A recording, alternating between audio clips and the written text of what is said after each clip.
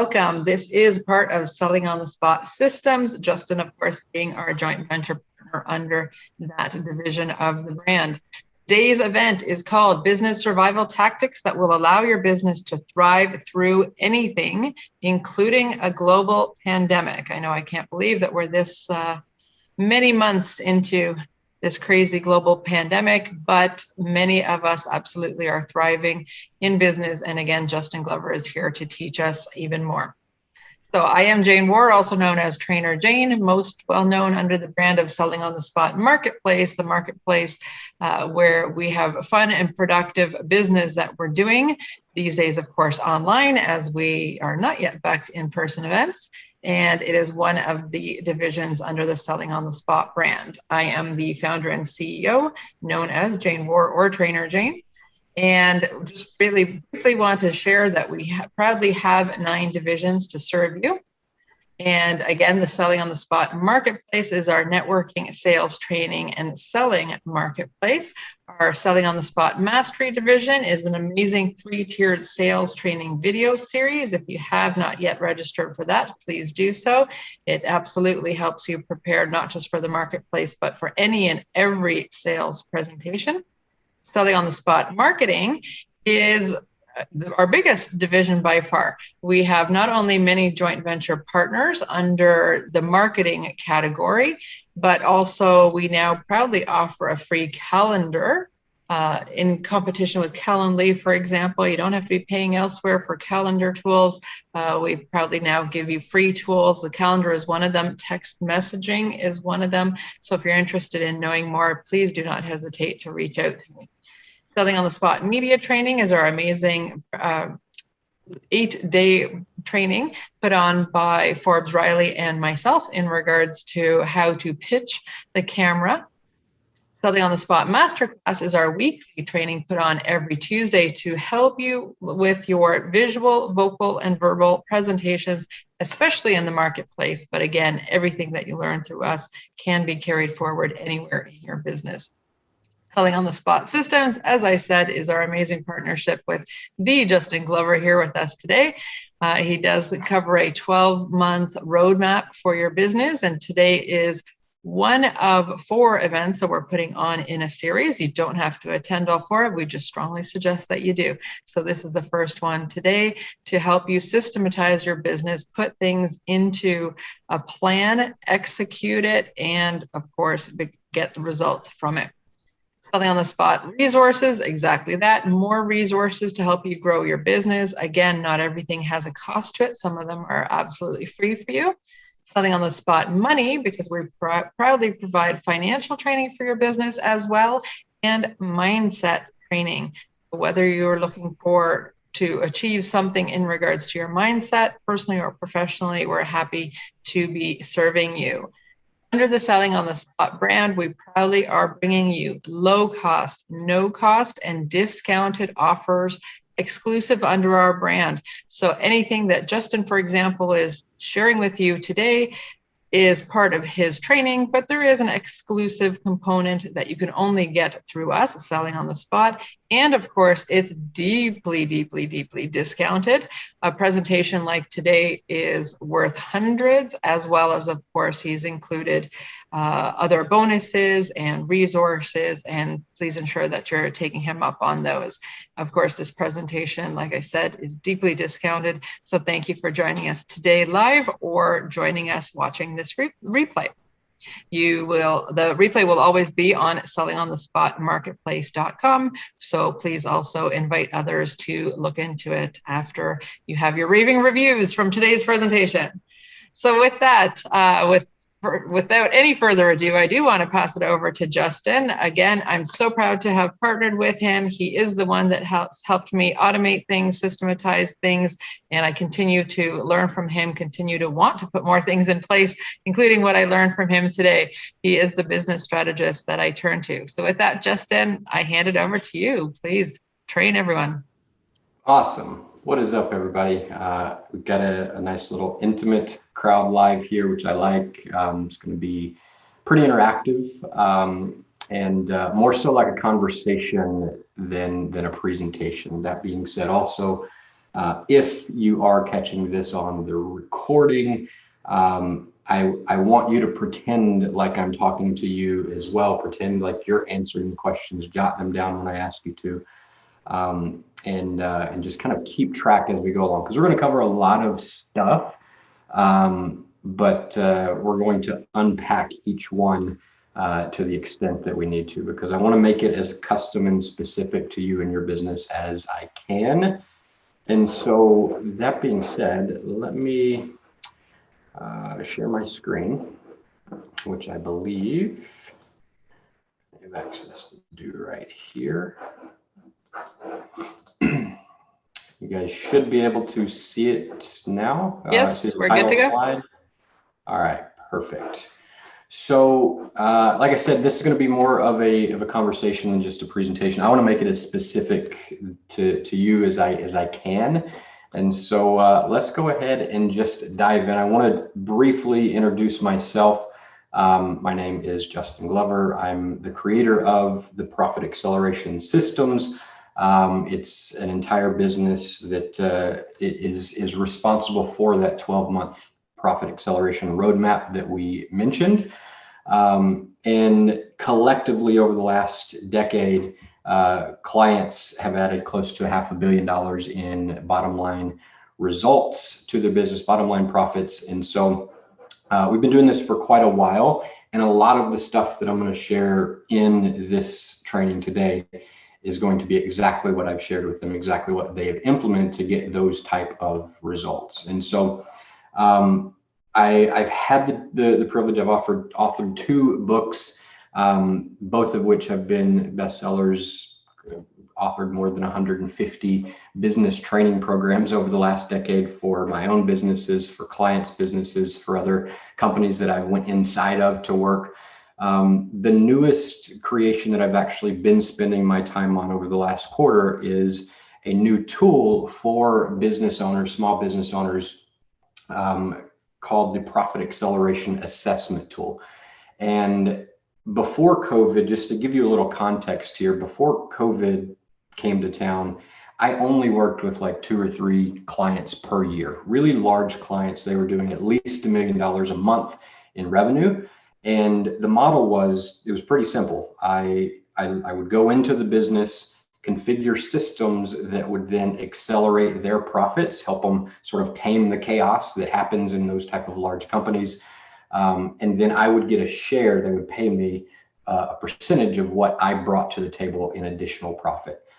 Once COVID hit, though, I started to shift my focus, shift my business model, really to helping smaller businesses, more so the small business owners, simply because I have a lot of friends and a lot of family that are business owners themselves, and they started hitting me up saying, "Hey, we're getting forced to shut down. We got all these mandates. You know, what can we do to survive? Like the business won't make it." And so that got me thinking. The more and more I heard of that, and then I would see some of my favorite businesses having to shut down and like losing business. And so I decided to shift my business model completely and go from 1 or 2 clients a year that were doing really large numbers and take what I was teaching them, just do it to the newer, more small businesses, because I understand that small business is what makes up the not just the United States, but the world's economy. That's a big part of it, and it's something that I'm passionate about. And so I, in turn, invested quite a bit of money into one of the most dynamic software systems that exist, and spent more than an entire year doing one-on-one business assessments, right? And manually using this software and talking with people one-on-one, just as fast as I could, to create custom 12-month roadmaps for these business owners. But I was doing it one at a time. Now, the clients that I actually created these for, they saw amazing results really, really fast. But I wanted to help more people. It wasn't going quick enough for my liking. I wanted to be able to help more business owners, and the one-to-one assessment model, it just wasn't the answer to serving on the scale that I wanted to. And so I have essentially spent the last quarter, the last 3 months of 2021, developing what we now call the Profit Acceleration Assessment, which is one of the most robust business assessments that you can take for your business anywhere online. It's fully interactive. I'm there in video form, walking you through step by step the entire process, but it's leveraged, right? You can go through it at your own pace, and I don't have to be there with you one-on-one to do it. And so that was sort of my solution to serve more people on a bigger scale. And so by completing the assessment, by going through it and actually completing the assessment, that is how you craft the 12-month custom roadmap that's designed for your business, right? And so it's unlike any other business assessment or planning tool that is out there today. And I'm excited to tell you guys that at the end of today, I'm going to actually give all of you access to take this business assessment for yourself without having to actually pay for it. And so I appreciate the comments, those of you that have went through that one-on-one session with me. I think it would be really great to go through the automated version of it because we've added some stuff to it and actually set it up to make it even more robust and a better strategic plan than whenever I was doing them one-to-one. And so I'm pumped to share a little bit more about that with you towards the end of this thing. But I want to start by just getting a lot of value and information up front that you can take and apply on your own, regardless if you decide to do the assessment or not. Now, before we actually dive in, I want to just get a better idea of who you are and why you're here. And so if you could, in the chat, let me know what would be the single biggest problem that you would like to solve today. And if you can type it in now and I can have a chance to read it, I'll keep that in the back of my mind so that I can incorporate it and sort of highlight when we get to that section. And so if you just type in what would be the single biggest problem that you'd like for us to try and solve today in your business, that would be great. Now, as it says here on the slide, I'm going to actually help you focus on doubling the revenue, tripling the leads, adding additional cash flow that can really help you with any other problem that you may have. All right. So at the core, the macro level, increasing cash flow inside of the business. I'm going to give you several strategies that we're going to talk through to do that. And so the increased cash flow, more than likely, even if you're watching the recording and you're like, hey, here's my problem. My guess is whatever problem you just thought of, increased cash flow will help that problem, is my guess. And so that's what I really want to focus on. And so let's see what we've got here. Awesome. So I appreciate the suggestions. More leads converted into buyers. All right, awesome, cool. So let's see, the next question, just to get a better understanding of those of you that are here. Obviously, if you're watching the recording, I won't have this, but what is the primary offer that you sell and how much is it? So what's the core thing that you sell, and then for what price point? That'll give me an idea of kind of where everybody is at. And let's continue on, because today we're going to actually cover and go through what might seem to be pretty small shifts in the business, but you're going to understand that the shifts, the tiny shifts in business, that when you do them strategically, you can have an exponential growth type of effect. All right, it actually has a massive impact in the profits when you take the right approach to it. And so we're going to be working through 7 areas together. All right, cool. I appreciate you guys typing what you're selling in here.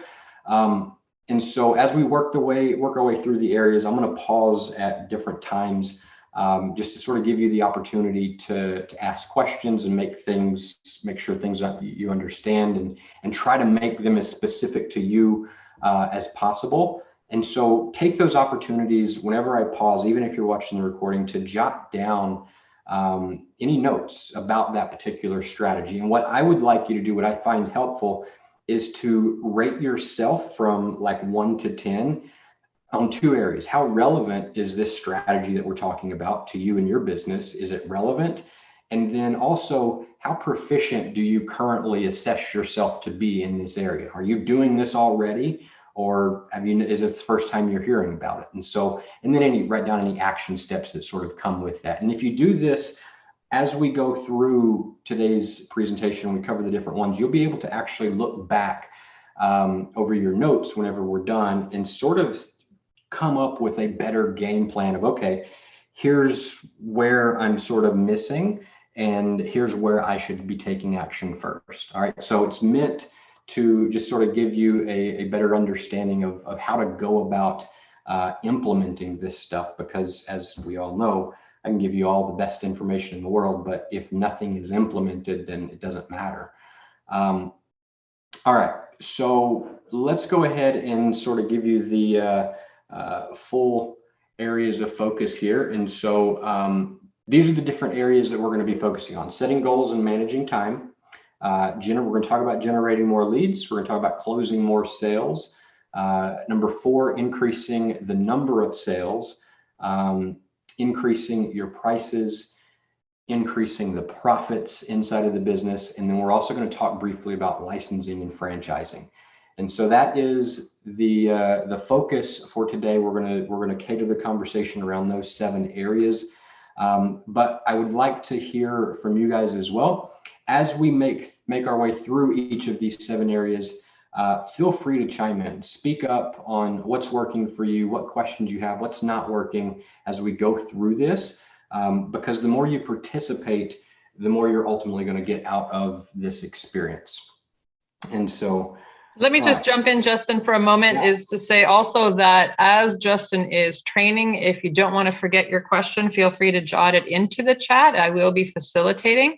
And as Justin said, we will have time and give you the opportunity to ask your questions. And I completely agree. Let's make this totally personal to those of you that are here with us live. That is a benefit of attending all of our events for live. Plus, everybody in the recording is going to learn about you and your business and hear Justin's suggestion for your business. So there's such an advantage to being here and to speak up. So thank you for that. Go ahead. Yeah, sure. Absolutely. So that being said, let's go ahead and dive in. There's a quote that I love by Stephen Covey, and he says, begin with the end in mind. And so that's kind of what we're going to do. All right. Everybody starts with setting goals, and they start by figuring out how to manage their time to complete those goals. But that's actually not the best approach. That's a mistake that people are making. So what we're going to do is we're going to actually work on the other 6 areas first. And then, and only then, after we've mapped out what needs to happen inside of those 6 areas, then we can start to formulate our goals and establish that roadmap and the plan, and make sure that we have adequate time allotted for the implementation and the completion of that. And so that is the approach that I always take inside of any project that I'm working on. And so that's what we're going to do here. And so let's begin. The first thing that I want to just start by sharing is this image here, because inside of any business, your number 1 competitive advantage is you, the business owner's ability to actually see what we call the entire playing field of business. Here's the problem with that, though. As you can see here on the screen, in business, your quote unquote entire playing field, it's massive. It's hard to wrap your head around everything that's involved with running a business. You know, there's so many plates that you have to keep spinning in order for the business to move forward. And so there's lots and lots of things that not only do you have to be aware of them as a business owner, but you also need to keep everything moving forward if you want to build a successful business. And so if you look at this image here on the screen, this is a visual snapshot of just a few of the things, really, and they're probably not even all listed here, but a few of the things that you actually need to continuously move forward as a business owner. Now, what's even worse than this is that if you were to look deeper at any one of these slices inside of this pie, you would find there's a lot more things that could even take up your time beyond what you see here. And so, for example, if we look inside of just that one little slice that says digital marketing, which is an area that a lot of people like to go to, right? Marketing on the internet. Let's go do that. That sounds fun. That's what we're bombarded with when we log on to the internet.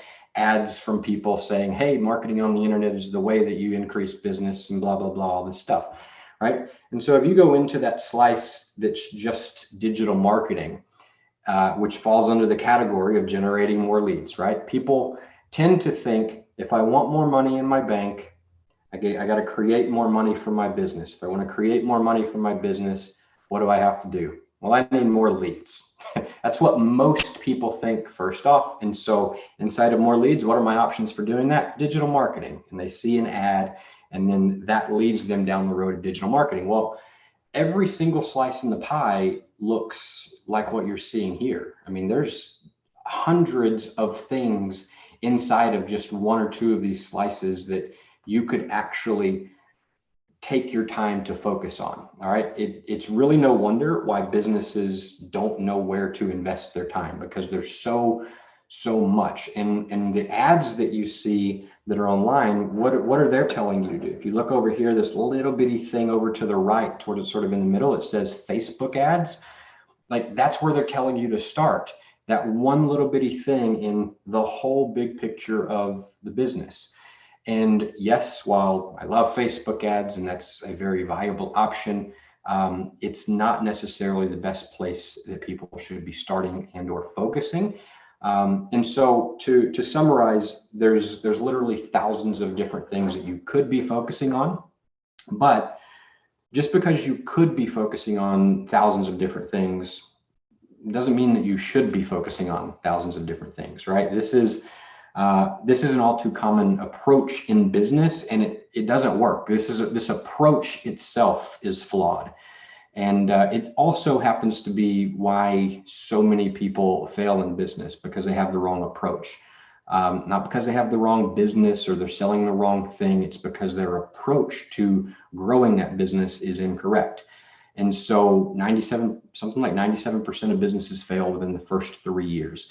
This is why, the way that they're approaching. A much better approach, and this is something I'll elaborate on a little bit, it's the approach that I call the exponential growth approach. And simply put, what that means is that as a business owner, you focus 90% or more of your time only on the areas of business that result in the exponential growth whenever you improve them. Okay, so that is what the exponential growth approach means. And so if we unpack that a little bit more, you are probably familiar with the 80-20 rule. It's also known as the Pareto principle. It's a pretty common thing, just not only in business, but in life in general, right? 80% in 20%, the 80-20 rule. And so inside of business, what that means is 80% of your business profits are a result of focusing on only 20% of the things that you do. So 20% of the stuff that you do on a regular basis is producing 80% of the profit inside of your business, the results. Okay, so if you say this another way, out of the thousands of things that you could be doing, only 20% of them are going to be responsible for producing 80% of total profit that you generate. And so that's actually a pretty common knowledge among entrepreneurs, right? I'm not teaching you anything new here with the 80-20 rule. What's not so common though is, what are the 20%? What are the things inside of business that actually make up that 20%? And so to sort of help simplify your life a little bit, as a business owner from this point forward, I just want to share what your 20%, what are the things that make up your 20% inside of business? And so I'll share that with you right here, right now. All right. So these 5 areas that you see on the screen are the 5 areas inside of business, any business, doesn't matter which one, every single person here live, every single person watching the replay, these 5 areas, if you want to exponentially grow your business, your focus needs to be narrowed to improving these 5 areas and these 5 areas alone. Anything outside of them are going to, like, you're getting outside of the exponential growth approach. And so we got more leads, more conversions, more transactions, higher prices, and more profits. All right, these are the 5 key areas that I built my business and everybody else's business around. And so the idea of exponential growth is that small incremental changes produce big results. And so what I want to do is actually demonstrate this for you, and show you how the small changes equate to real world math inside of a business. And so if I click over to this new tab, you can see the calculator now, right? Did that show up? All right, perfect. So this is a calculator. It's called the Profit Growth Calculator. I have it on a link in my website. I'll give it to you here in just a second, where you can play around with this if you want. But what we're going to do is we're going to put in some numbers here for a baseline business that we make up. And we're going to see, because these are the 5 areas: increasing leads, increasing conversions, increasing transaction, the prices, and profit. And we're going to see what small incremental changes can actually do to a business, so that you understand that it's not just me saying, hey, this is the right approach. This is definitive proof that this is the best approach. And so we're going to imagine that your business over the course of a year generates 1,000 leads, okay, over the course of this year. And so we're going to also say that of those 1,000 leads, 25% of them actually turned into paying customers, okay? Now, each of those paying customers, we're going to pretend that they make, on average, 10 sales or 10 purchases from you throughout the course of that year, right? So several of you said you're selling lower ticket membership type things. And so this is not really uncommon. If they buy 10 times throughout the year, that's going to be sort of the number that we use. And let's just say, since I don't know what the numbers are, I think I saw one was $100 a month or so. And so let's just pretend that there's $100 a month, right? So 1,000 leads over the course of the year, you convert 25% of them into paying customers. Those customers pay you $100 a month for, on average, 10 months throughout the year, right? And we're going to say that after your profit is taken out, so your expenses and your bottom line profit is like 25%, okay? That may or may not be your number. We're going to pretend like it is, and just see what the numbers look like with these metrics. And so 1,000 leads converted at 25% equals 250 customers paying you $100 10 times throughout the year. That's a total of $250,000 in revenue. And if you get to keep 25% of that, then at the end of the day, those 1,000 leads turn into $62,500 for you in profit at the end of the day using these metrics, okay? Now, if you look at the column immediately to the right of it, all of these numbers have been improved by 10%. Now, most people, when you think, okay, well, what if I improve all of these numbers by 10%? And what would your bottom line profit be? A lot of people would say, oh, well, you just add 10% to this 62,000 and that's gonna be what it is. It's not that at all. This is where exponential growth actually happens. And so when you add 10% to 1,000, all of a sudden you're generating 1,100 leads instead of 1,000 in a year. Okay, so we're talking about another lead a month. That we're not talking about major changes here. There's hundreds of things that you can do. We're going to talk about several of them today to increase your leads by way more than 10%. If you increase your conversions by 25%, and so you get a little bit better messaging, maybe a little bit better sales process, and now you're converting 27.5% of your customers instead of 25. And so with these numbers, all of a sudden, instead of 250 customers per year, you've got 302. Now, that doesn't stop there, because these 302 customers, they're paying you a little bit more money because we increased our prices by 10%, and they're paying one more payment throughout the year. So 11 times instead of 10, because we increased the frequency of purchase. And so then all of a sudden that jump takes us from 250,000 to 365,000 in revenue. And then if we deploy a strategy to increase profit margin as well, and we take it from 25% to 27.5%, all of a sudden, instead of keeping $62,000 at the end of the year in bottom line profit, we have now over 6 figures in the bank. And so that is a demonstration of how small incremental changes across these 5 areas can give you that exponential growth effect. All right. And so I want to just multiply it one level further, because a lot of the strategies and stuff that we're going to walk through today, it's going to be fairly easy for you to apply some of these and get well over 10% improvements in these areas. We get multi-100% improvements in some of these areas. It's not uncommon. And so what I want to show you is, okay, well, what happens if you worked on this for like 6 months and you were able to improve each of these 5 areas by 50% each?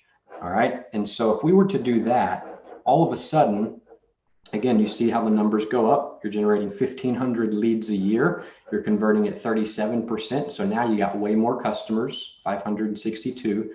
They're paying you $150 a month on average, and they're paying it more frequently, more transactions throughout the year. And so it's over $1 million in revenue. Your profit margin has also went up. And so at the end of the day, with a 50% improvement on these 5 areas, you take a business that started at $62,500 bottom line profit. Now all of a sudden you're almost at a $500,000 business. And so that's just a demonstration of the power of exponential growth. And so I wanted to start by sharing that with you, so you could actually see how the numbers work and how powerful this particular approach actually is. So any questions about the exponential growth approach? Is there anything that maybe is unclear about that before we move on?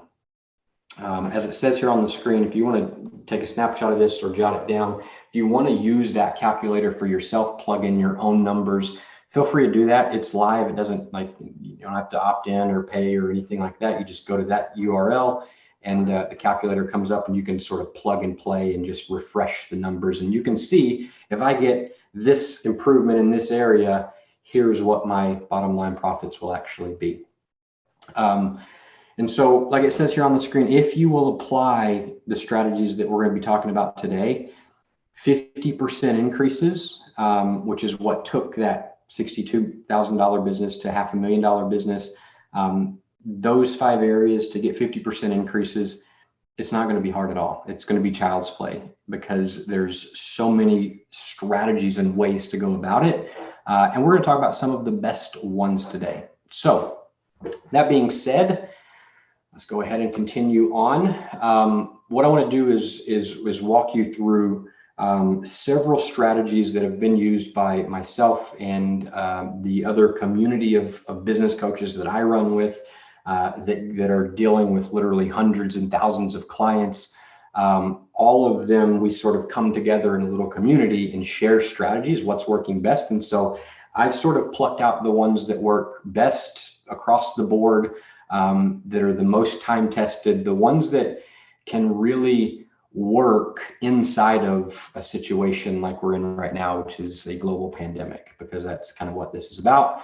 And so everything that you're about to hear is tested, it's tried and true, way beyond, I've tested it probably more than the average business person across all of the businesses that I've implemented it. But this goes way beyond just my tests. This is the tests and the information from thousands and thousands of coaches across the world. And so that being said, the first area that we're going to actually focus on is generating more leads. I saw that this was one of the requests that were typed in, like, hey, I want more leads. And so Let me know in the comments, or at least make a note if you're watching the recording, jot it down. What type of marketing are you using right now inside of your business? All right. Let me know what you're doing. And just to give a distinction, because sometimes when I ask this question, people get a couple of terms mixed up in the way that I define them. And so prospecting is the work that you do when you go out to other people and ask them if they're interested in your thing, right? I don't call that marketing. I call that prospecting. You're actively going after the people that are potential clients. Marketing, when I say marketing, I mean putting out content or advertisements or some sort of collateral where you put it out there in the piece of collateral, that job of that piece of content or that advertisement is to come back in front of, is to bring people back to you, right? And get them to ask you for more information. And so prospecting is you going after your clients. Marketing is you creating a piece of material, a message, a piece of content, an advertisement, a website, whatever, that you put in front of your potential client. The client reads it, consumes it, and then comes to you. That is what we're talking about, marketing. All right. So, okay, now that we sort of got that clear, I want to give you the secret to marketing. All right. There is a hidden formula that will enable you to literally dominate the profession when you start applying this formula to the marketing collateral that you put out into the world. Okay. And so the first thing to remember is that your marketing must enter the conversation that's taking the place in the head of your prospects. And so this is something that's kind of marketing 101. Whenever you start studying marketing, you'll hear people say, hey, if you want to be effective, you need to enter the conversation that's already going on inside of their head, right? That's what you need to speak to.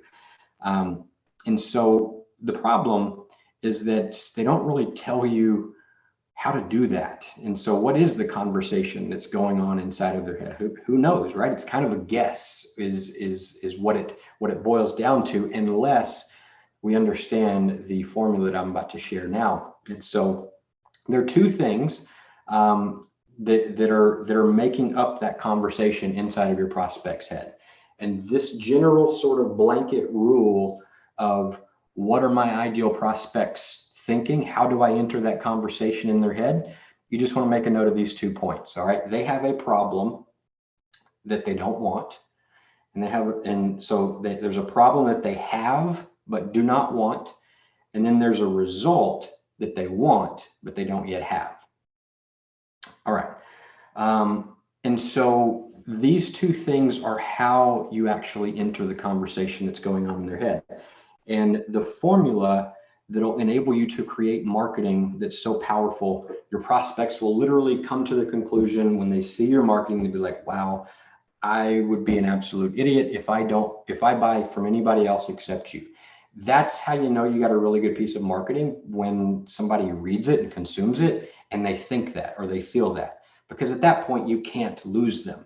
They're gonna read it, they're gonna understand, it's gonna resonate, and they're gonna come to you when it's time to solve that problem that they have. And so the formula itself is pretty simple. I've shared this a couple of times in different places, so you may have actually seen this, but I'm going to unpack it and really drill into it here today.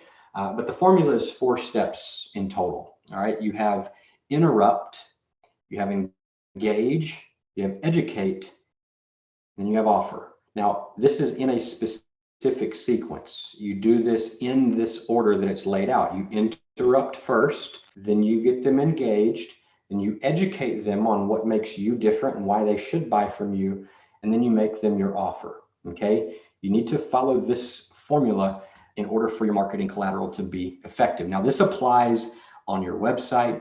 It applies in every piece of content that you write, every post that you make, where you're trying to get somebody to take the next step. Any advertisement you create, if you take out a billboard, if you take out an ad in the yellow pages, if you're running digital marketing ads, doesn't matter. If you're creating marketing collateral of any type, this formula is the formula that will work every single time. And if you step outside of this formula, that's when things stop working. And so let's actually dig into the formula itself. The interrupt piece, that's going to equate to what would be your headline. All right. It's the thing that stops them in their tracks and gets them to pay attention, right? If they're scrolling on Facebook, the headline is going to stop them in their tracks. Now, if you think about it, what is the thing that would stop somebody in their tracks? What's the most emotional thing that you could put in front of them that would get them to stop? Well, it would be to call out their problem, right? Because it's if you address the problem that they have, but they don't want, then that's going to get them to stop and listen for just a minute. All right. It's the first step of the formula is you got to get them to stop and listen. And so this would be the headline. If this is an email or if it's a website, the very thing at the top needs to call out the problem that they have and don't want. And so I'm going to give you some more elaborate examples, but just as a quick example here, let's just pretend that you were so overweight, your back was hurting chronically all day long. And that was the problem that you have, but you don't want. And the result that you want, but don't have is you want no back pain. You want to lose weight so your back stops hurting, right? And you know what the problem is, you know what the result is. And so the thing that's going to get you to stop, if I have the solution for you, then the thing that's going to get you to stop is, hey, are calling out that problem. Are you so overweight that your back is chronically hurting? Wait, I'm listening. Yes, I am. Can you help? I'm not telling them I can help just yet. I'm just calling out the problem. Okay. So that's step one. Now, step two is you got to engage them. You got to get them engaged. And so the engaged part would be what we would consider the subheadline. It would be equivalent to the subheadline. And this speaks to the result that they want, but don't yet have. And so we're stacking. We start with the problem that they have and don't want. And then immediately after that, once we have their attention, we promise them the result that they want, but don't have yet. And so in an ad or in a post or whatever, that example that I just gave, it would be, hey, are you so overweight that you have chronic back pain all day long? That's the problem. Yes, I'm listening. The next sentence of that, the next thing that I should say in that situation would be addressing what they want. And so would you like a proven system that can eliminate your back pain in 60 seconds a day with this one exercise or whatever, right? And you'll lose weight as a benefit. All of a sudden, that is a benefit that they want. That's a result that they want to accomplish. Is a terrible execution on my part. I'm giving you an example, but you get the idea. It's promising the result that they actually want, but don't yet have. And so now they're engaged. They know that they're here to learn how to solve their problem and get the result. Get rid of the problem and get the result. And so the next step in the formula is to educate, and this focuses on the part that makes you unique. All right. So I want to give you, let's actually do this. And so if we bring these up, there are a few things here that I want to talk about. So the educate piece is where the bulk of the ad or the piece of content is going to actually be. This is what does the selling, so to speak, but you're not selling the offer just yet. You're selling yourself and your reason why you should be the one that they let solve their problem. That's what you're selling in this particular part of the equation. And so something your competition doesn't offer that you do, and it's tremendous value to the prospects, right? And so there's a couple of examples here, but I want to give you some context and a distinction. A lot of times people view this, whenever I say something that makes you unique, they fall back on what a lot of people call the USP, the unique selling proposition. You probably heard of it. You may have one that may resonate. And many people, what I see them doing is they build their entire marketing message around the thing that makes them unique. Here's the problem with that. You very well might be unique. You might do things differently and unique to anybody else. And it may be amazing, but it doesn't matter to your prospects unless it is a hot button issue for them. And so instead of a unique marketing or a unique selling proposition, we like to craft what we call a market dominating position. And so this is basically, it's very similar to USP or a distinct advantage, but it targets specifically the hot buttons of your market. All right, a traditional USP doesn't do this. And so hot buttons, just to elaborate a little bit, they actually can be described as like the thorny problems that are at the forefront of your prospect's consciousness. And so your job as the business owner is to define what is the biggest problem that my prospects have, and then make sure that what you're selling actually provides them with the result that they want but don't yet have. Okay, this is the fundamental element of marketing. Without a market dominating position, without showing prospects that why that they would actually be a fool to not do business with you, if you just communicate what makes you different, essentially what you're saying is, give me your business, I need your charity since I have nothing special for you, right? Like it's the same message that every other person in your industry is putting in front of them. Now, it might be a little bit different with the wording, but again, if you're not speaking to their hot button issue and that slightly different wording also isn't speaking to their hot button issue, it gets interpreted by the prospect as what I just said. They got nothing special. And so it's not effective. It's not nearly as effective. And so I want to give you a better example. There's a few of them here on the screen, but who here has met a real estate agent in person before, or just face to face, right? You've probably met one at some point over your life. And if you ask a real estate agent what they do, what do they almost always say? I'm a real estate agent, right? That's what they say. I'm a real estate agent. Hey, what do you do? Oh, I'm a real estate agent. Okay. So when you hear that, what do you think, right? It's not very impressive or compelling at all. In fact, like when I hear it, I'm like, okay, so what? That's kind of what okay, cool. There's a million of you. There's a lot of real estate agents. Think about it this way. What if instead, whenever I said, hey, what do you do? What if they said, oh, I help families buy homes larger than they thought they could afford? All of a sudden, they have demonstrated to me, they've communicated to me what makes them different. Yeah, they're a real estate agent, but they specialize in helping families buy houses larger than they thought they could afford. Holy crap. That if I'm somebody about to buy a house, what's the thing that I want? I want to buy something bigger, but I'm reserved, right? Like if I hear that, I'm going to be attracted to that real estate. Now, what if I'm on the other end? What if I'm selling the house? And this particular person, when I said, hey, what do you do? They said, oh, I sell homes within 60 days or I sell them for free. If you think about what is the hot button issue of somebody selling a home, what is it? Time. They want it sold quickly so they can move on to the next thing and get paid. Like they don't want it sitting on the market forever. And so if you craft a market dominating position, I will sell your home fast in a specific amount of time where I sell it for free. All of a sudden it becomes a completely different message. And so if you're looking to buy or sell a home, that would be a much more compelling thing for somebody to say, rather than just saying the same old thing that everybody else says, which is, I'm just a real estate agent. Does that make sense? So this is what a market dominating position is actually supposed to do. That's the point of it. And so there's a couple of other examples here.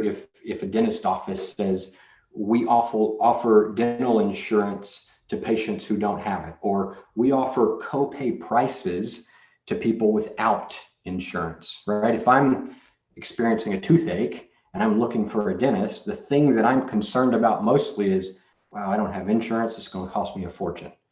And if I'm going through and looking at all my options of dental offices because the pain is so bad, I got to do something. And I see one that says, we offer copay prices to non-insured patients. All of a sudden, None of the other dental offices have a chance of getting my business because they just spoke to my biggest hot button issue and communicated to me that they understand it and they can help me. And so I'm going to go to them. Now, here's the thing with a market dominating position. All of the other dental offices may very well do that exact same thing. They may offer copay prices to non-insured patients, but because they did not communicate that to me in their marketing message, I don't know. And so I'm never going to pick them because I don't know. And so these are just, this is sort of to help you demonstrate, to help you understand the power of having a good market dominating position. And so if we continue on here, we've covered the interrupt, engage, the educate. The next part is the offer. All right. And so the offer is something, it needs to be something so compelling and valuable to your prospects that it becomes irresistible. And a lot of people mess this one up big time. And so you need your prospects to feel like, I must take the next step right now or I'm going to be missing out. All right. Now, I want to show you an example really quick. Now, this is an example of a child psychologist. This is a website that we revised for child psychologists. I want to spend some time here and just sort of nitpick this as an example so that you guys can sort of figure out and we can talk through how it might apply to what it is that you're doing and how you're selling it. And so this is the original website of the child psychologist. All right. So this is actually pretty typical for this type of profession. And if you go to child psychologist, just Google child psychologist and you pulled up a dozen websites, probably 99% of them are going to look very similar to what you see on the screen right here. Different logo, obviously, different human in the picture, probably different contact information, but they're all going to look very, very similar in terms of layout, in terms of what they specialize in, and in terms of offer. Right? You see that there's a free consultation offer here. And so notice the generic headline to start with, right? We talked about the interrupt is first on the conversion equation, and that is the headline. And so what does this headline say? Parenting advice and resources from Dr. John Smith. Okay, well, that doesn't address my problem, so it's kind of a lame headline. I'm going to show you the after version of this site here in a minute. I just want to rip it apart first for a few minutes. And so when you have a headline like this, essentially, you're trying to be all things to all people, all right?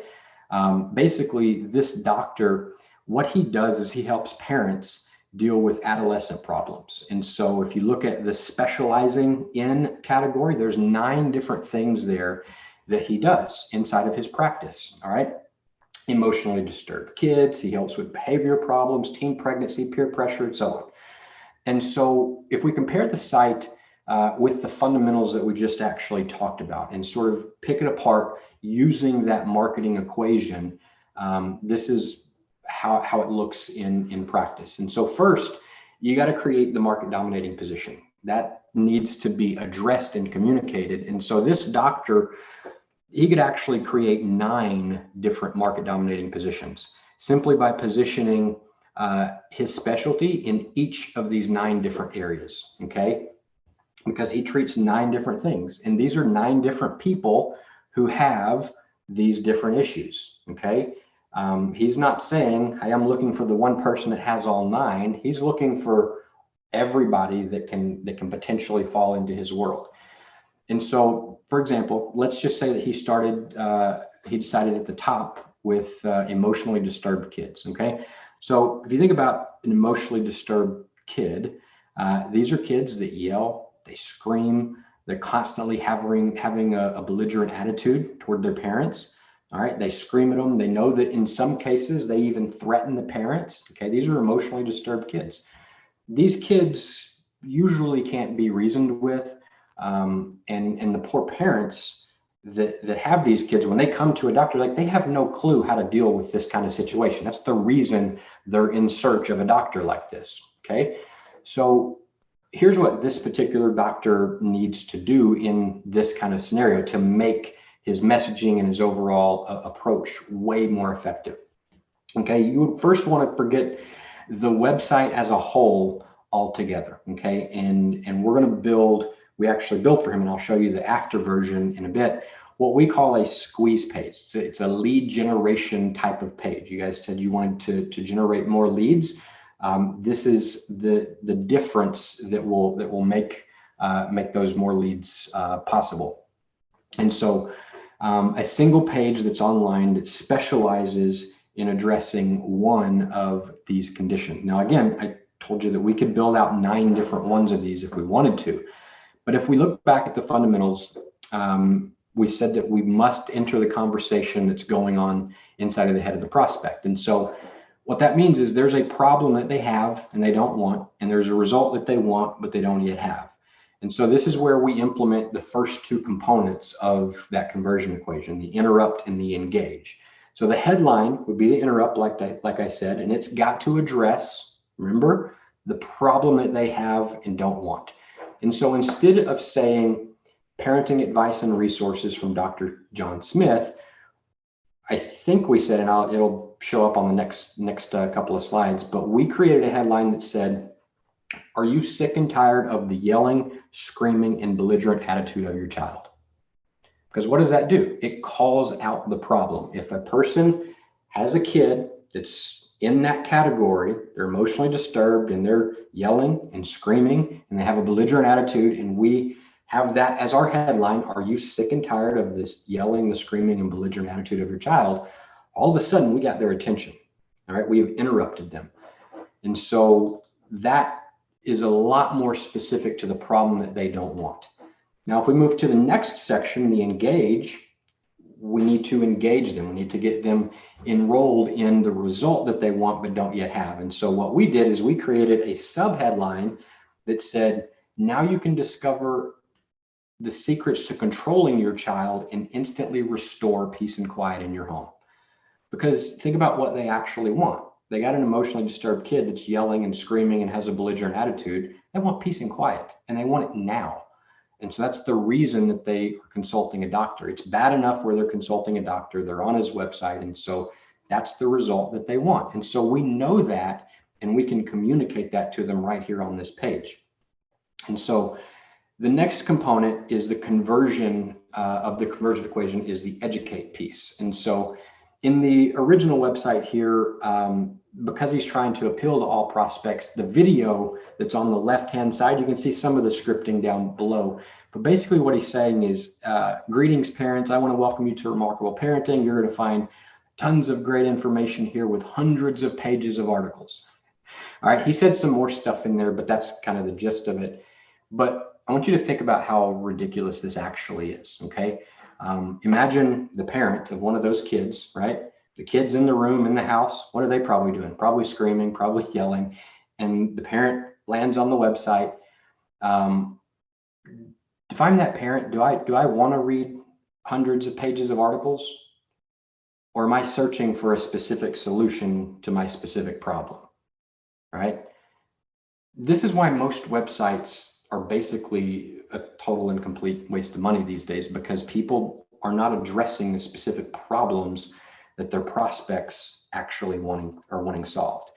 And so the new script that we actually created for him, it says something a little bit different. It says, as a parent, so imagine coming to the website, you got the updated headline, the updated subheadline, and the video says, as a parent, are you struggling to gain control of your child's attitude and emotions? Again, we reiterated the problem. Is your child yelling and screaming at you while often displaying a belligerent and sometimes threatening tone that no matter what you try to do, you just can't seem to get it under control, right? We've just expanded on that problem. So now they're listening. They're like, yep, that's my child. Please, can you help? And so then he goes on to say, my name is Dr. John Smith, and I help parents like you every day learn the techniques that will solve these frustrating and destructive behavioral problems once and for all. In fact, let me prove it to you. Enter your first name and email in the box to the right, and I'll send you a series of 60-second techniques that will immediately restore peace and quiet in the home. And so what he's done here with this new script is he's called out the problem, reiterated it, got their attention, and then engaged with them and said, hey, if you just give me your email address, all right, that's the offer, which I'm going to show you the offer slide here in a second, which is way better than pick up the phone and call me. But if you give me your email address, I'm going to send you a 60-second technique, a series of 60-second techniques that can immediately restore peace and quiet in your home. All I want is your email address. All of a sudden, he's called out the problem, he's promised the result, and he's made them an incredible offer. And so, do you think that might actually get more prospects to respond when they visit his website?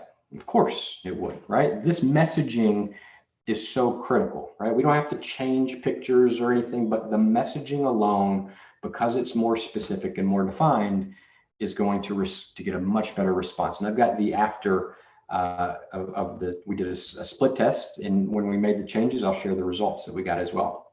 And so before I actually show you the updated page and we cover the offer section in detail, I want to sort of take a little bit of a sidebar to explain to you what we call the buyer's journey, which you're probably familiar with.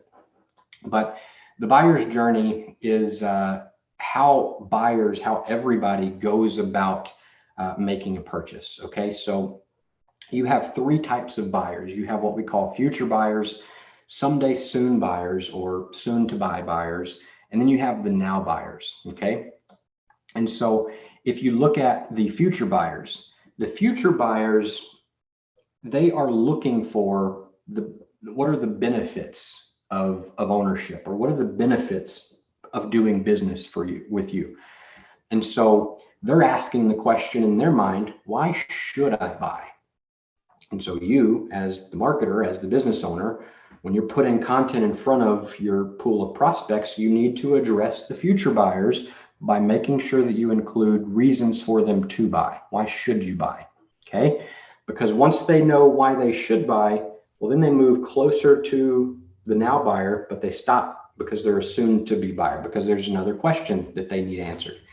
And that question is, why should I not buy? All right, this is where you have to overcome the objections to doing business with you.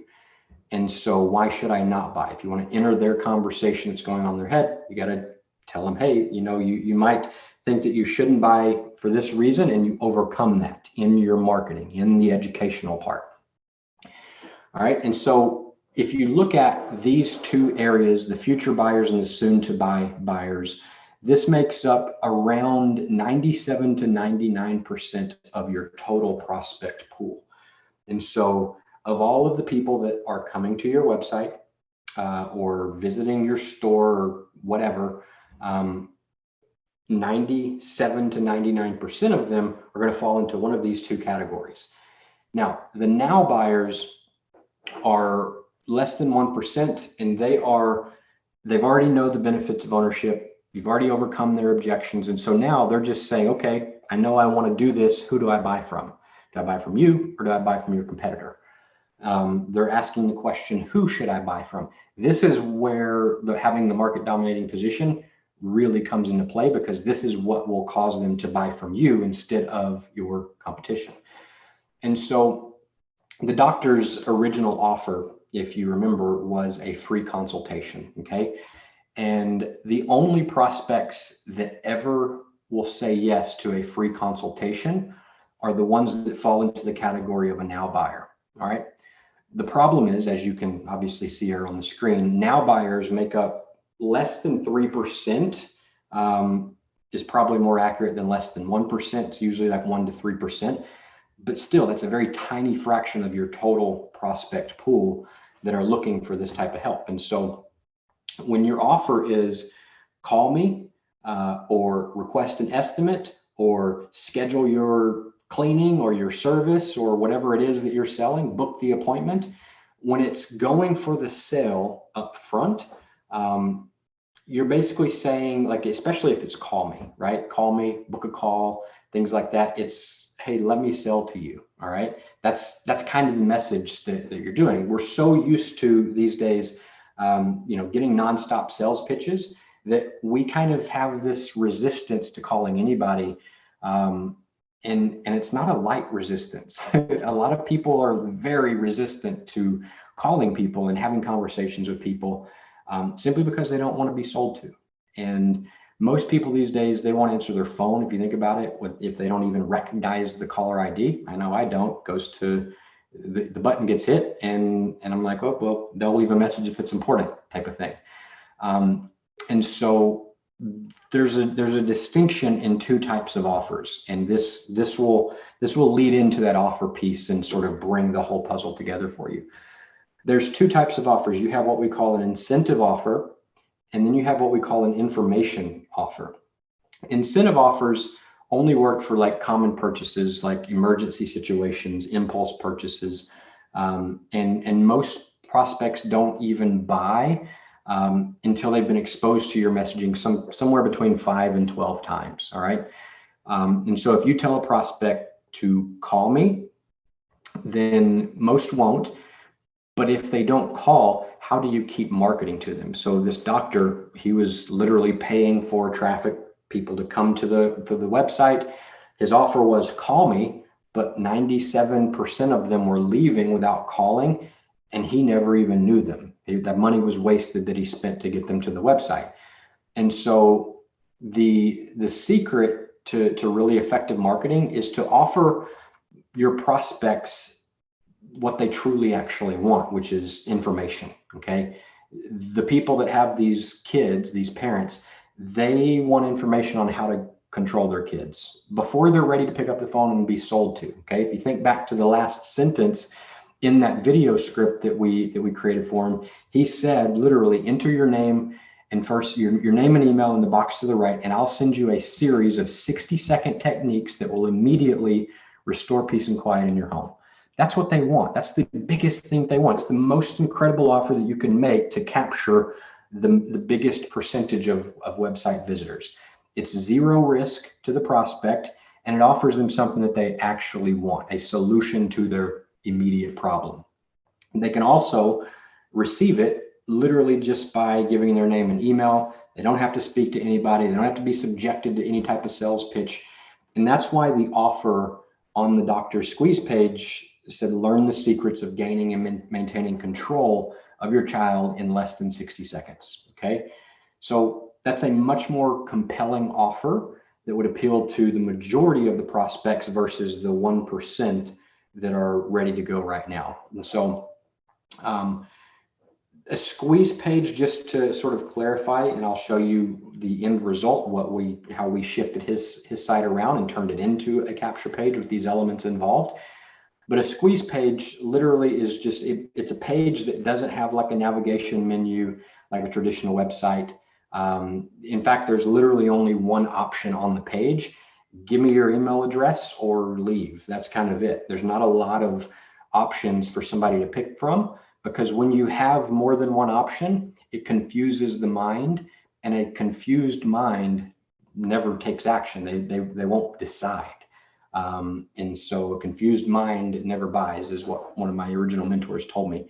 And so if for whatever reason they go to the squeeze page and they decide to leave, well, that's when you can redirect them to the main website and show them everything as sort of a second chance type of, hey, look, we do have other stuff here if you're not ready to take that. And by doing so, you're going to capture a lot more leads by just sending your traffic to a squeeze page that has the key elements involved. And so let's actually take a look at what the updated version of the page is that we created for them. You see that we've got the updated headline. Are you sick and tired of yelling, screaming, belligerent attitude of your child?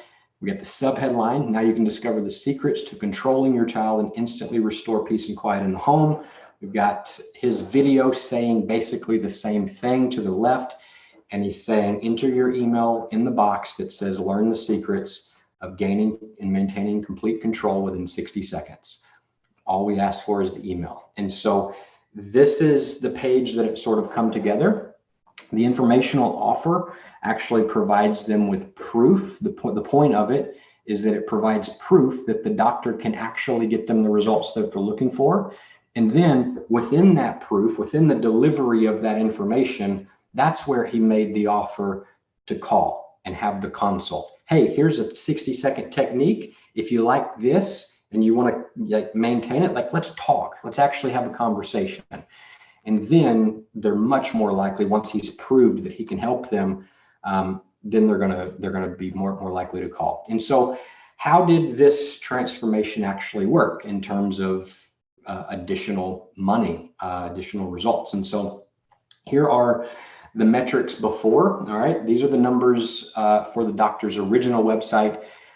He was generating about 300 or more leads per month. Well, and I say leads, I mean like visitors, targeted visitors from a pay-per-click campaign on Facebook or Google, one of the two, I don't remember.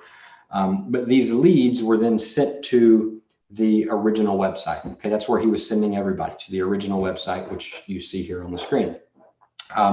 From there, he averaged about 10% of the leads that visited, of the prospects that visited his page, 10% of them actually became leads, and so 30 prospects total out of the 300 would actually see his offer for the free consultation and inquire about it. Okay, they were just getting information, right, about the call.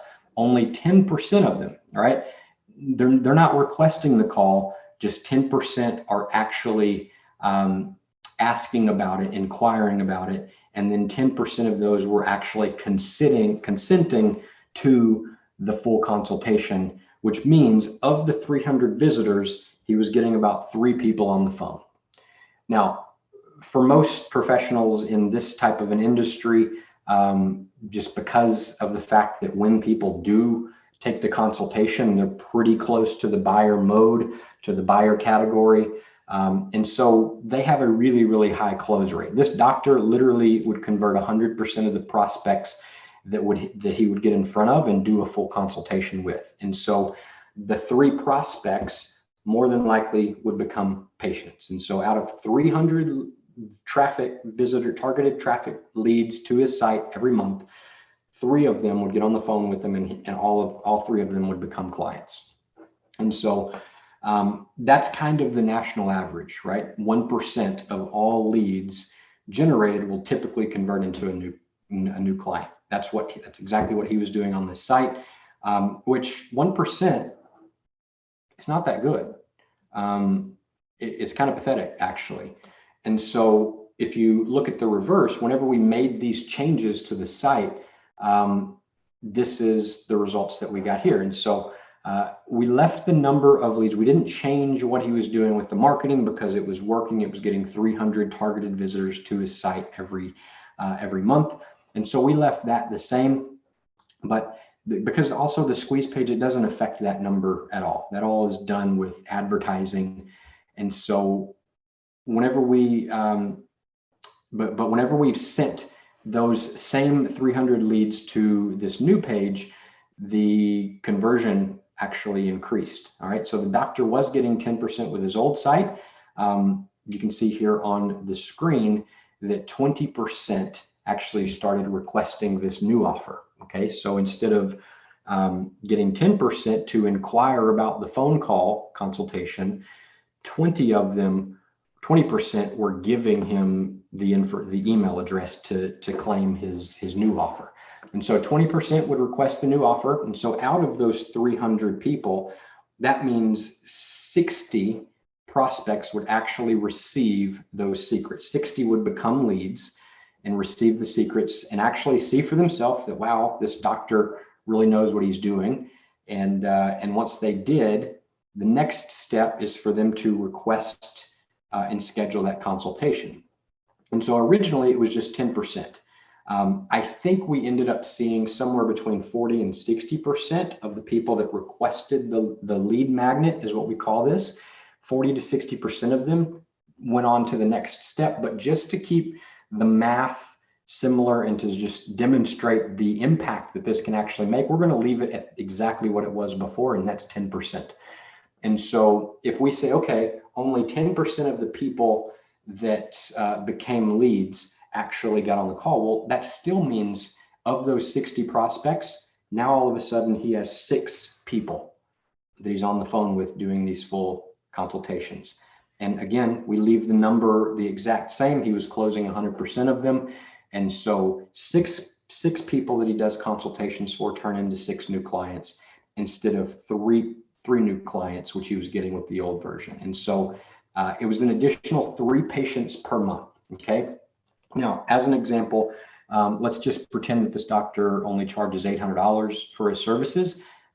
Realistically, he charges like 3 or 4 times that amount. But if it was just an $800 service, 3 new patients, it would be an additional $2,400 a month, which if you extrapolate that out over 12 months, this one change to his site added just over $28,800 in revenue. All right. Obviously, it's a dramatic change. And those are being really, really conservative with the numbers. And so let me ask you this. If we could get, do you think by making some changes to how you're currently marketing, you could get potentially better results by following the conversion equation, making sure that you're calling out the problem, you're engaging them, you're educating them, and making your market dominating position statement known to them, and then you're making them an informational type offer? Do you think if you did these things, you would also be able to increase your conversions, the amount of leads that you actually generate? And so that's the Justin, first. I'm going to jump in and say yes, because you've handed us a system.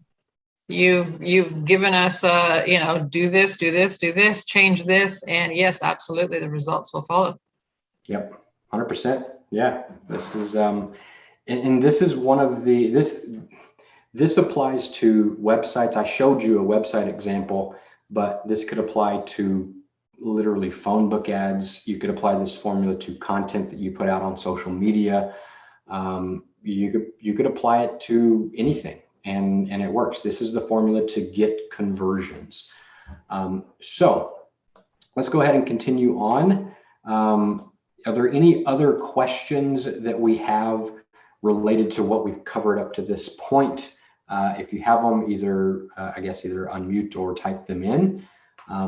My question to you as you're doing that is, how are you going to implement this? What's the plan? You just learned some stuff, and so knowledge without action is kind of worthless. And so even if you're watching the replay, what are you going to do about it? I just showed you something. What are you going to do? Write down your proficiency, write down how relevant this is to you, and write down a couple of action steps that might come to mind that you could potentially take either today, tomorrow, or over the next week. And so far, there are no questions in the chat, only kudos to you, Justin. Cool. Sounds good. So the question here on the screen is, which one is better? Just, I guess, as a little bit of a quiz. Is it the incentive offer or the informational offer? Which one is going to attract more leads? Is it saying, hey, here's an incentive to call me or an incentive to buy? Or is it the information that they're actually looking for? Type incentive or information in the chat. Let me know which one you think. We just covered it. And while you're doing that, we're going to continue on to the next slide, which is all about closing more sales. Okay. So I want you to think about the conversion process, your conversion process. And so once somebody raises their hand, what is your sales conversion process? Yeah, you guys are typing informational offering in the chat. That is the correct answer. And so what about your conversion process? What is yours? All right, even think about this whenever you're watching the replay. Think about it this way. If you're not sure what I mean, how do you get the prospect to hand you their money? Is this a one-on-one conversation that you're having? Are you sending people to a video presentation or a website that sells them on the offer? Think about the conversion process that you actually do, okay? Because the next question that I have for you is so we get some one-on-one conversion here. So when you present your offer, why is it, do you think your prospects are not ending up buying from you? When they don't buy, why is it? What would be the reason that a prospect doesn't buy from you? I'm just curious as to what you guys think would be a reason. Like whenever, and it doesn't matter what your process is, but when you make an offer to somebody and somebody doesn't buy, what's kind of the general reason why you think they don't buy? Is it money? Is it price, time? Okay. So price is a really big one for a lot of people. And so my question, which we're going to go into right now, is how many of you want to know how to actually convert 30 to 50% of those non-buyers, turning them into buyers, right? And so let's say you got 100 people that you present your offer to, and you have a 20% close rate. So 20 of them become clients, but now you got 80 that said no, they did not buy. And so what I'm about to show you is a way that you can get 30 to 50% of those 80 left over to buy something, okay? Which is huge. What most people do is that 80 that don't buy anything, they never get talked to or thought about again. They keep moving. They keep focusing on who are the ones that are going to buy. But there is gold inside of those that don't buy initially. They've already went through the process enough to hear the offer. And so if you take a couple of these suggestions that I'm about to give you, there's a high probability that you can convert 30 to 50% of those that say no initially into a paying client of some type. So what does it actually look like? This falls under the category of more transactions. And so if we actually, yeah, so let's see what this looks like. So the first tactic, I guess, or strategy that I want to cover here is the downsell. All right, this is how you convert the no's into yeses, okay? Not by trying to push or force or incentivize them to say yes to the thing that they literally just said no to, but by offering them something different. And if most of the time price is a reason they're saying no, then a downsell is going to pick up 30 to 50% of those people that say no initially. And so what is a downsell? Well, a prospect declines your product or service. And so a downsell is literally you just offering them an alternative at a lower price or for better payment terms or a different time frame or whatever it may be. It's a portion of what you were originally offering. You just offer them a portion to get them to say yes now. You're not willing to commit to the big deal. How about this one right now? Let's just lock in something. Okay, that's the mentality here. And so the goal is to turn the prospect into a client. So not only you're going to get some sort of short-term financial benefit, but more importantly, you're gaining the opportunity to do business again with them in the future. Because once you have turned somebody into a client from a lead that's paid you any amount of money, even if it's $1, they're going to be significantly more likely to buy the next thing. They're going to be paying more attention to the next offer, and they're going to be much easier to graduate them into the higher packages that you do offer. And so one quick example, and then I want to sort of restate this in a different way and give you some other examples, is like a florist. All right. If you think about a florist, they sell maybe a dozen roses for $50. Maybe that's the original thing that they're trying to sell. And so taking just one $25 alternative downsell that they put together that says, okay, we're going to try to sell these $50 dozen roses. But if somebody says no, we're going to offer them this downsell that only costs them $25. And if we sold one of those a day, only one of the downsells, people that originally said no, so that $50 was about to leave, but because they made the additional offer at the right time, they get $25. And so one of those a day would literally bring in an additional $8,000 for that particular florist by just having the downsell in place. And so what if they had floral alternatives for weddings, lower priced options for funerals, so that when people come in to buy the larger packages and they say no, they have lower priced, more affordable options to just get the business, okay? So downselling, like I said, it means backing off from the original offer where the prospect appears to reject it. And in turn, you offer them something less expensive. And so then the next step, the next part of this is that once the buying relationship has been established, then you can upsell or cross sell, which we're going to talk a little bit more about here in a second, at a later date. All right, that's how you get them to that sale. So the key idea here is just to get the buyer to enter into a buying relationship with the business, and then your job is to nurture it for the long term, right? Deliver on that lower priced offer, add more value to them, and make more offers to them, and they'll graduate up. Another example would be like a car salesman, right? The car salesman is trying to sell a $30,000 car, but the guy that he's trying to sell it to is showing some resistance. He can then offer maybe the $20,000 price range. And if he's successful at locking them in at the $20,000 price, well, then he can try to start cross-selling and upselling other things. So like the extra warranty, additional options or whatever, because the buying relationship is started, and it's just psychology makes it says it's way easier that once they have spent the first dollar, they're way more likely to say yes to the next things that you offer them, right? And so when you reject buying something on the internet, right? If you just think about our own personal experience, chances are you've been to a website where you were about to buy something and then you leave, and then you see this like pop-up that says, hey, before you go, how about, you can't buy it at this price. What if we gave you a $10 off right now, right? It's a pop-up. I don't know about you, but I have said yes to many of those things. On average, across the board, it's like 38, 39%, something like that, that will say yes just by simply offering it to them.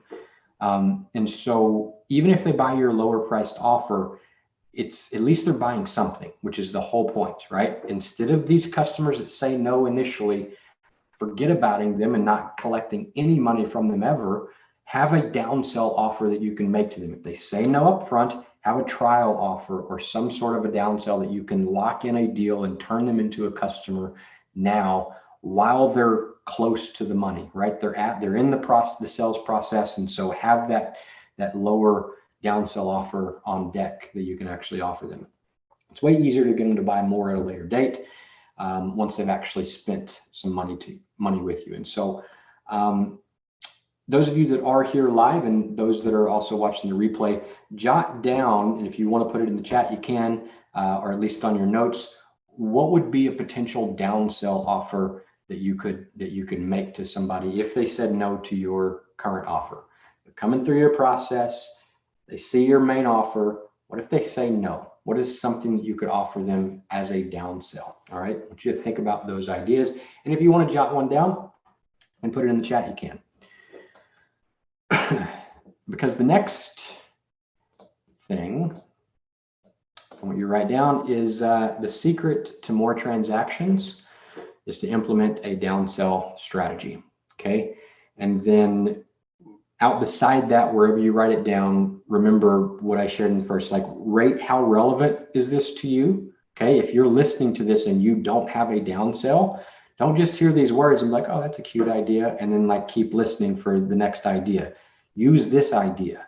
All right. If you're not, because I guarantee you're not closing 100% of the people that are coming in front of your sales presentation. And unless you are closing 100, the only way that this wouldn't make you more money is if you were closing 100% of the people the first time. If you're not, then you need to have a downsell strategy.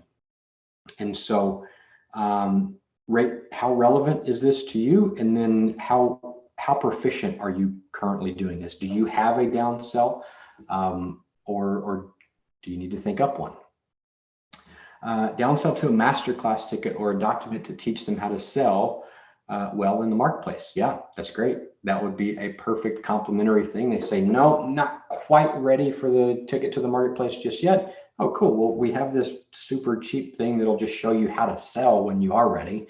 And then it gives them some great sales stuff. They get the value. It's like, wow, this is awesome. And then inside of that document or training or whatever it is, there's a link to, hey, now that you know how to sell better on the marketplace, here's the link to buy your ticket because you're ready now. and it's just a seamless sort of step up. And every single person that says yes to the downsell is somebody that you wouldn't have had money from otherwise. So implement a downsell strategy, because the next thing on the list is upsells and cross sells. So in essence, this strategy is going to be offering more. Let's see if we can get the slides out here. Nope. Boom. All right. So hang on. There we go. Still learning how to work slides. So upselling and cross-selling. This is very similar to downsells in terms of increasing the amount of transactions and increasing the amount of money that your business actually makes. The difference is downsells are really saving the sale when somebody says no initially. What an upsell and cross-sell does is it adds to the sale when they say yes initially. And so again, if you think about psychology, when people make a buying decision, how many times have you like been in a grocery store or Target or Walmart and like you're walking up to the counter and like you have everything that you need that you came to get, it's all in the basket or in your hands, and you set it down and you look around, you're like, oh, I'll take a candy bar, I'll take a piece of gum, I'll take this flashlight thing, just because it's sitting there. It's an impulse buy. These are upsells. I'll buy this magazine, whatever it is, right? They're strategically positioned there, right by the thing to increase your order value. That's what they are there for. And so you can do the same thing. Upselling is essentially offering the buying customer at the point of purchase, which is key, something else that they might need or want, but maybe they didn't think about purchasing at that time. And so this could be a higher quality or quantity of what they just purchased. That's an upsell, or even an additional product or service that's related to what they just purchased, which would be like a cross sell. So as it says here, offering a higher grade or quality is the customer may be interested in, that's upsell. Similar items that complement the purchase, that's cross sell. The rule is across the board, on average, across all of the industries, 34% of the people, if you just ask them, they will say yes to buying extra stuff. When they get ready to check out, you're like, hey, this is it. Awesome. That's good. Hey, would you also like this other thing? Do you also want this thing too? 34% of the people are going to say yes, just because you asked them. All right. So an example that's here on the screen, oil changes, several years ago, that it was like 30, 40, 50 bucks to get your oil changed. Now you can find them all day long in coupon magazines in different places, and like most of the bigger chains that do oil changes advertise them like for like 10 to 15 bucks. Think about why is that? And the reason is because they really discovered the secret of upselling and cross-selling. And so the secret is get in front of more prospects by lowering the initial price, so that you can upsell and cross-sell more often, because that's usually where you're going to make the most money anyway in this type of business. And so by performing the oil change at their cost, they literally are attracting like 5 times the clients that they would otherwise get. And then 5 times the amount of people. They're asking every one of them, hey, do you also want this thing? Would you like us to rotate your tires or vacuum it or change your fluids, or, you know, change this part that we found that was bad, or whatever, right? They're asking for those upsells, and 34% of the people are saying yes. And so that they're making tons more money by offering free or very low cost type of initial services. And so upselling, cross-selling, you can see in traditional business if you just sort of look for it, right? And there's a reason that almost all oil change places have this same type of model right now. And so another one that you're most likely familiar with is, would you like to supersize your order, right? You go through a drive-through, you buy the combo meal. Well, they're going to ask you, hey, do you want more? You want more fries, more drink, right? That's an upsell. Do you want more of what you just bought? And Another example would be a clothing store that offers you larger discounts when you purchase multiple items of the same clothing line. What's a cross sell? So another example of a cross sell would be you go through that same drive-through, you buy the Big Mac, and it's like, hey, do you want an apple pie to go with it? Right? You're not saying, do you want more fries, more Coke, but do you want this other thing, this apple pie? Again, 34% of the people are going to say yes. If you're a hair salon, maybe you're selling shampoo and conditioner to take home. Okay, just cut your hair. Do you want this awesome tingly shampoo and conditioner I just put on your hair? Feel good? Yeah, we sell it. Do you want it? 34% of the people are going to say yes. The car wash, and they're asking, hey, do you want us to wax it also while you're here? Do you want us to use the tire cleaner? With so many different appliances and different things, how many times you've been asked for an extended warranty? You want the extended warranty? These are upsell and cross-sell opportunities, and the reason that you see them everywhere is because it's because they work. That's pretty much it. And so I'll give you one other example. Like it's in my barber that I used to go to.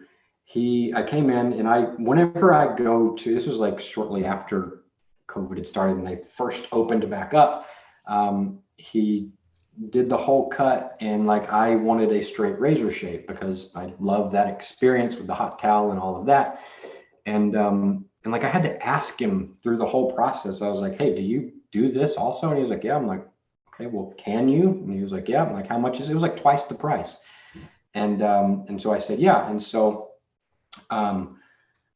we came up with one question. Before I left, I said, I want to help you here. And we came up with one question that he would ask every single male that sat down at his chair before he started the haircut. Hey, you're here for a haircut. The question is, would you like me to warm up the towel machine so we can do a hot towel and shave at the end of this? I said, just start asking that question. It doesn't cost you anything. They're not going to be like, oh, I changed my mind. You're trying to sell me more. I'm out of here. Like, that's not going to happen. But just by asking it right up front, what he found is like 30% of the people that he asked the question, 3 out of 10 people said, yeah, I'll do that. And he literally added $150 a day because he was averaging about 10 people a day. He was working 7 days a week. He added about $150 a day to his income. Now you can do that working 300 plus days a year. You can do the math. It's a lot of money that he added by asking one question for the upsell at the right time. And so that is the power of asking an upsell. Well, I'm going to say, sorry to interrupt. I was going to say, into offering a service and soft selling it, essentially, right? It's they're going to hear it as a benefit immediately. It feels like service that's being provided as opposed to being sold to. Yep, 100%. And most of, like, by offering it at that time, even if it is like just another widget, but because you're offering it at that time of purchase, kind of as a courtesy, it gets interpreted as, oh, you're so nice for offering. No thanks. Like, I'm going to say no right now, but like, you're not offended. It gets interpreted as you're offering me more of a service by reminding me that this other option is on the table that could maybe save me time, save me money, make me look better, whatever, make me fuller. And so those, like, the timing of it is really the key. And the timing is at the point of purchase. And so if you guys are, when you have a yes, somebody that says yes to what you're buying, have something on deck that you can say, hey, would you also like this other thing? If you have somebody that says no, say, okay, no on this. Well, how about this? Would you like this other thing? Have a downsell on deck. By having these two elements in place, the downsell and the upsell, cross-sell, just having them on deck in your pocket, when somebody goes through your process and they say no, you know where to point them. And they say yes, you know where to point them. And you will pick up more clients, and you'll increase the average transaction amount that each client actually spends with you. Perfect. So, Justin, and if I may, that actually leads into a question that we have in the chat. So perfect timing. So what are your thoughts on cross-selling free to lead into the upsell? I love it. So we used to sell a like a $97 information product or whatever, and people would buy it. And when they bought that, one of the things that we immediately asked them to do at the point of purchase is, hey, we've got this 4-part masterclass coming up. Do you want to go ahead and register for that? It's free right now, but if you wait and you like go outside of it, it's going to cost you money to register it. So there was the perceived value. But yeah, because guess what we did on that masterclass? We sold our $3,000 offer, right? That was the point of it, to deliver even more value and sell our done for you product. And so as long as the free thing does lead to the upsell, and then that's a great strategy. Now, if it's just, hey, you just bought this, can I give you something else for free at no additional charge, and it's not going to lead to another sale? Well, that would make me ask, well, why aren't you just including that anyway with everybody and convert more buyers? But if you have something for free that is leading to that next upsell, which it says here, then yeah, absolutely. That's a very good way to get people interested, because what happens is, what we found is we were driving traffic to just like an event registration page, and it was, a paid event, right? And the paid events, people would show up because they paid for the ticket, and so they were more likely to show up. And then we drove traffic to the free event, less people would show up because they didn't pay for it. But then we were sending people to the free registration event who had just bought something else. They didn't buy a ticket to this event, but they had literally just purchased something else. And we said, hey, since you bought this, we're going to give you a free ticket to this event.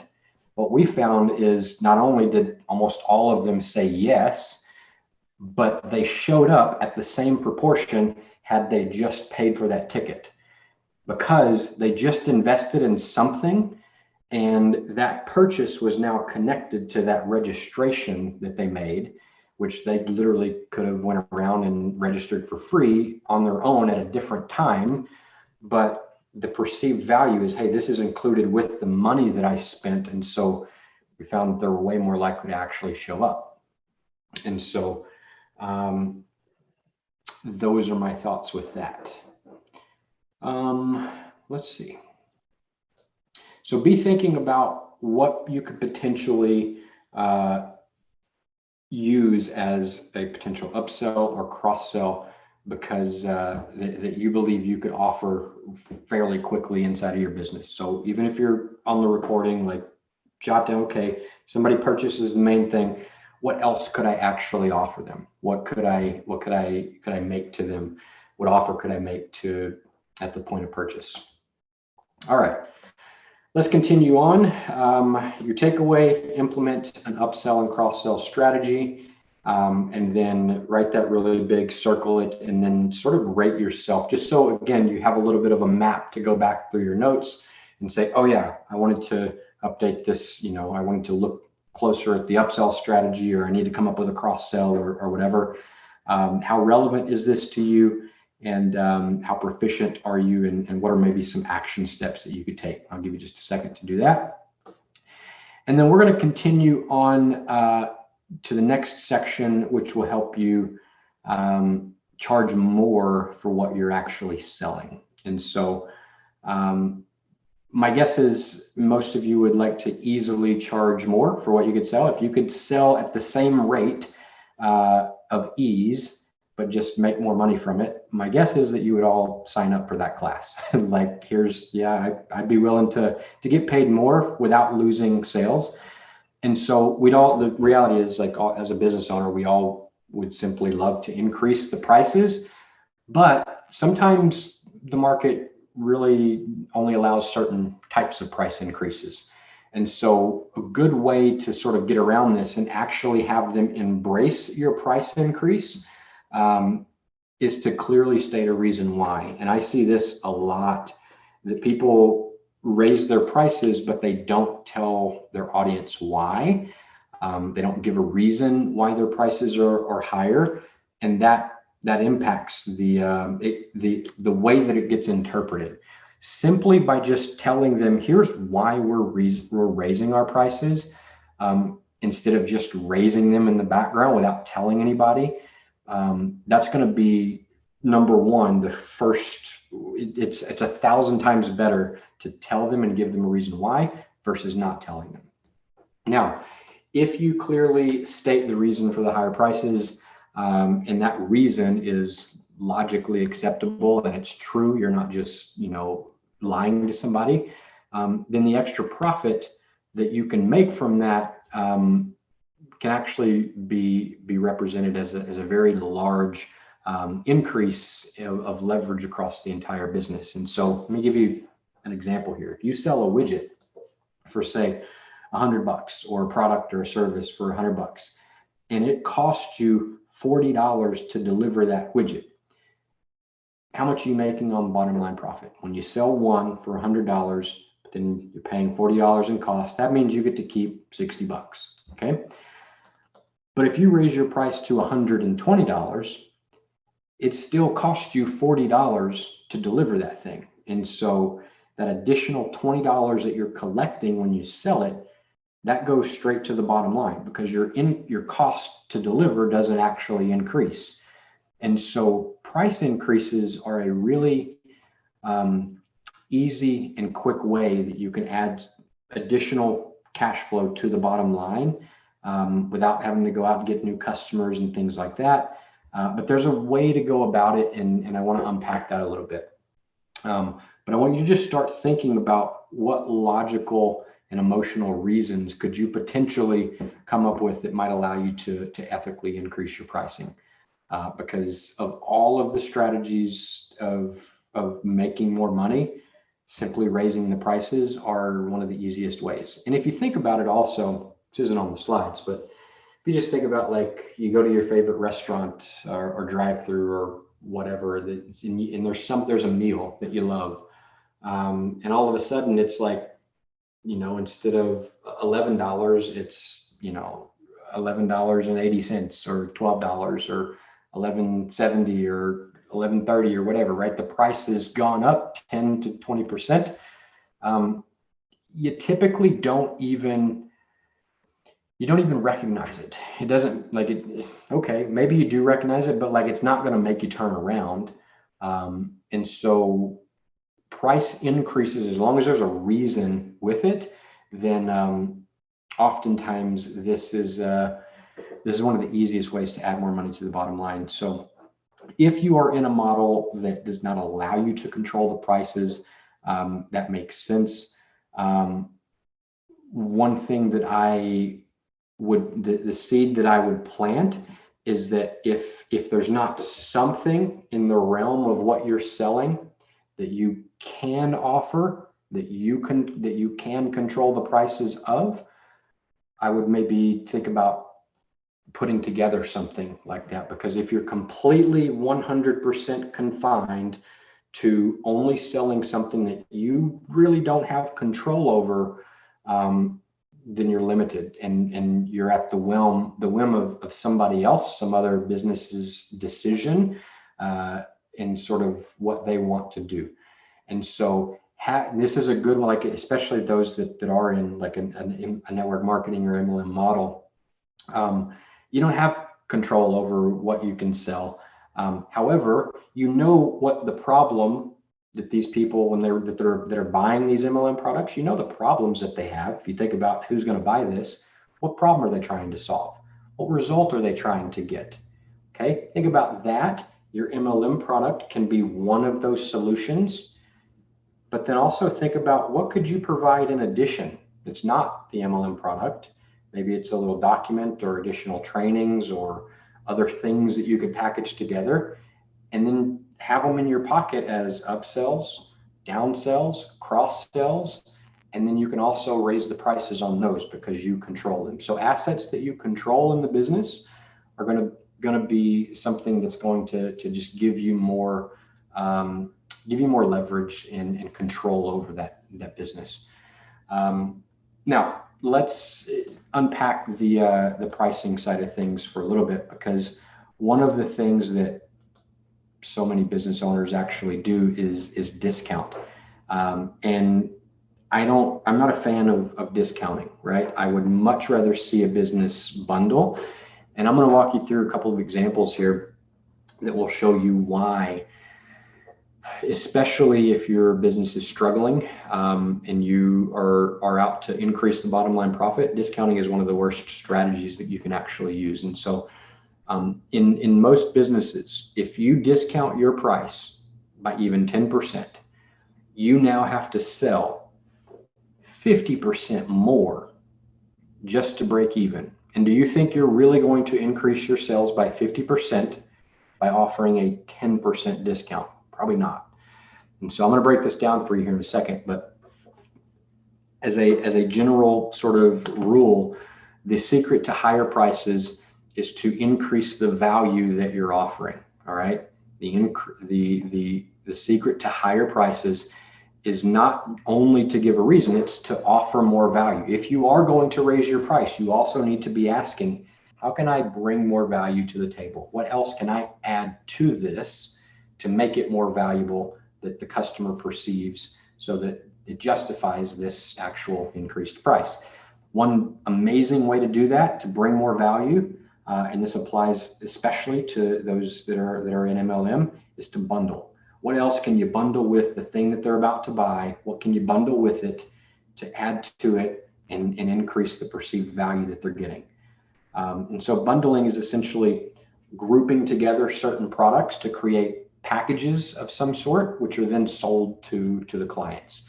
And so this is going to create an apples to oranges type of comparison, and it's going to remove all price from the equation altogether. And so if we go into the specifics of this, the real key to increasing profitability is to offer more value than your competition, because people buy on value versus price. Prospects will literally pay twice the price if they believe that they're receiving 4 times the value. Now, unfortunately, most businesses in a vain attempt to increase their value, instead of adding to the solution, they start taking away from the price, which, where does that come out of? Your bottom line. And they start offering discounts, and discounts can destroy your margins. If a business discounts your price by 10%, you now have to sell 50% more just to break even. Let me show you how that works. So if you sell a widget for $100 and you have a 30% profit margin, that means you make $30 for every widget that you sell.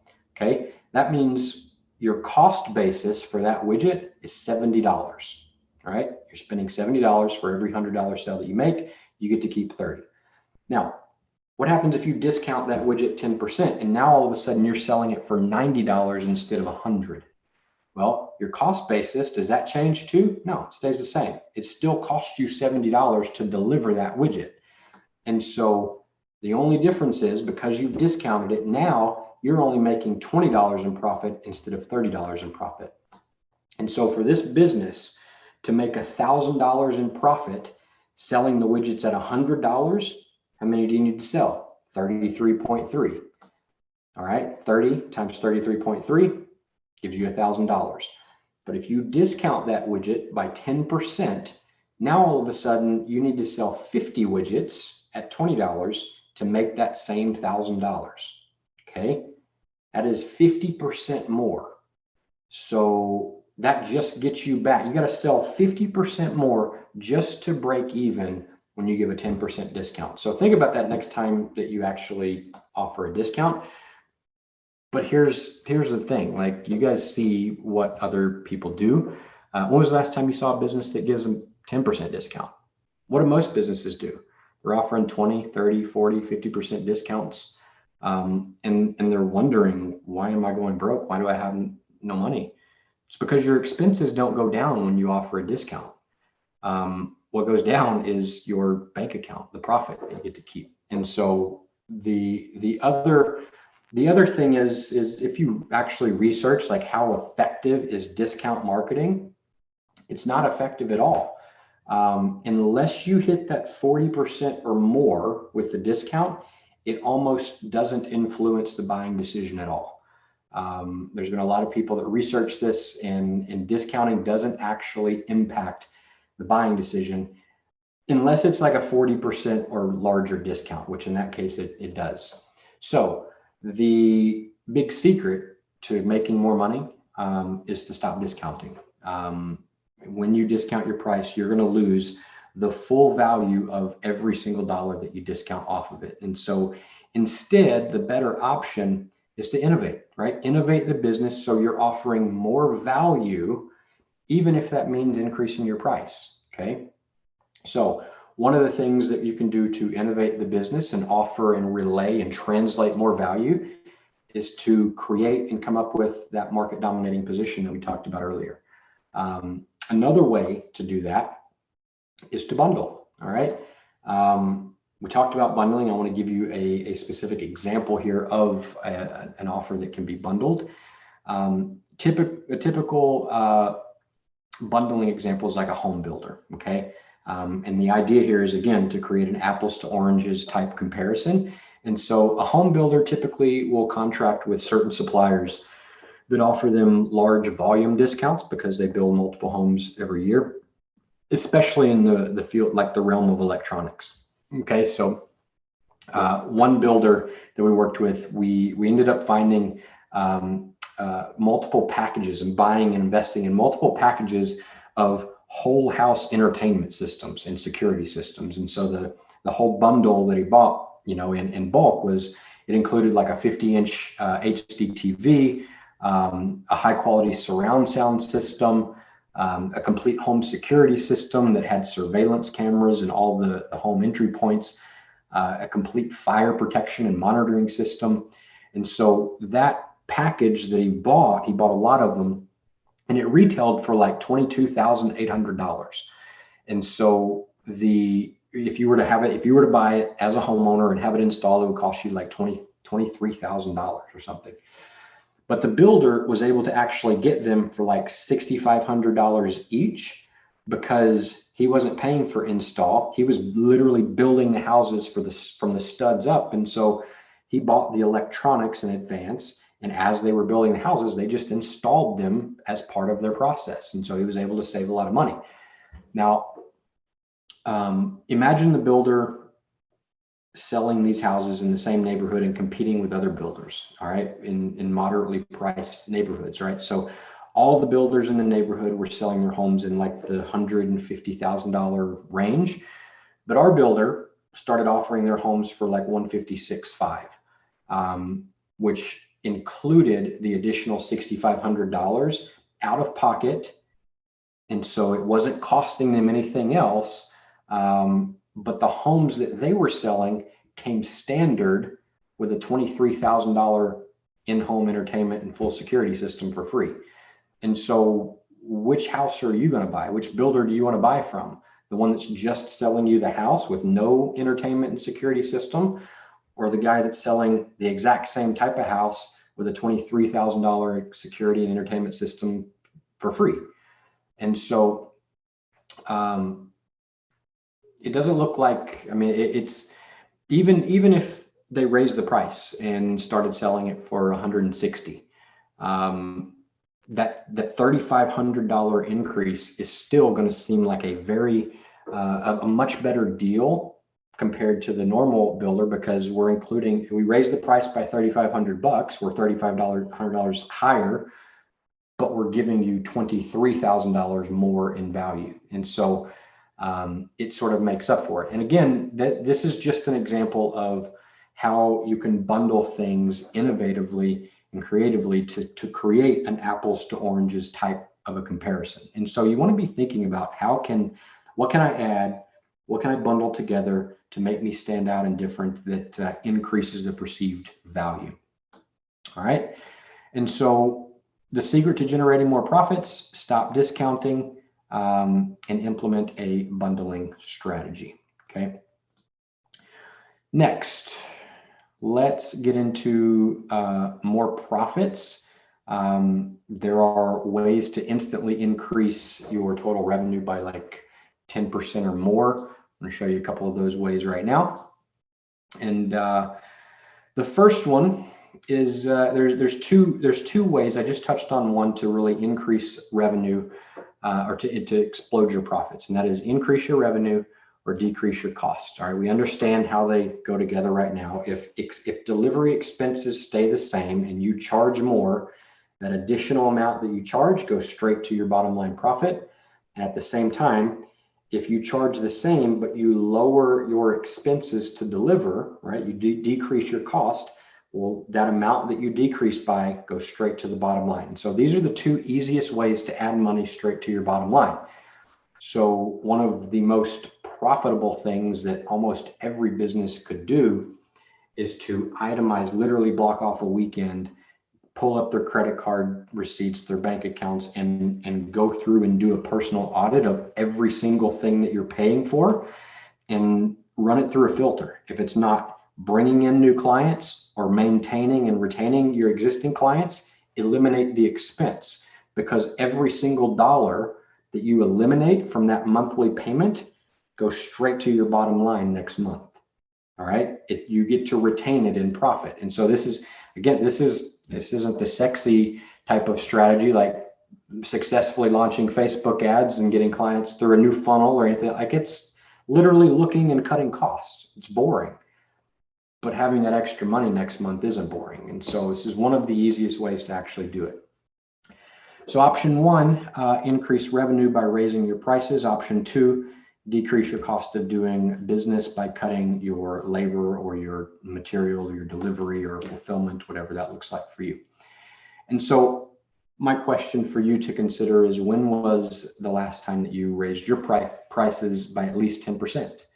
And so this is something that whenever I typically ask, they're like, no, it's been a while. I haven't done that in quite some time. And there's all these reasons why. And so what I want to do is actually give you an example of that hopefully will maybe overcome some of those reasons and encourage you to raise your prices sooner than later. And so let's actually determine the financial impact to put this strategy into context, right? So I said the easiest way to increase your overall profitability is to just raise the prices. But most businesses haven't raised their prices like ever. The reason is because they're scared that if I raise my price in any amount, no matter how small, it's going to lead to this like mass exodus of customers. That's kind of the fear. And so what I want to know is, like, is this really the case? And so let's run some math here. Let's just say that you're selling that $100 widget, right? And you have a 30% profit margin, and you decide to increase the price by 10%. So you're taking it from $100 to $110. Well, is that small increase, is it really going to lead to a loss of customers? Okay, is that actually what's going to happen? I know that's what we think is going to happen, but is it really going to be that way?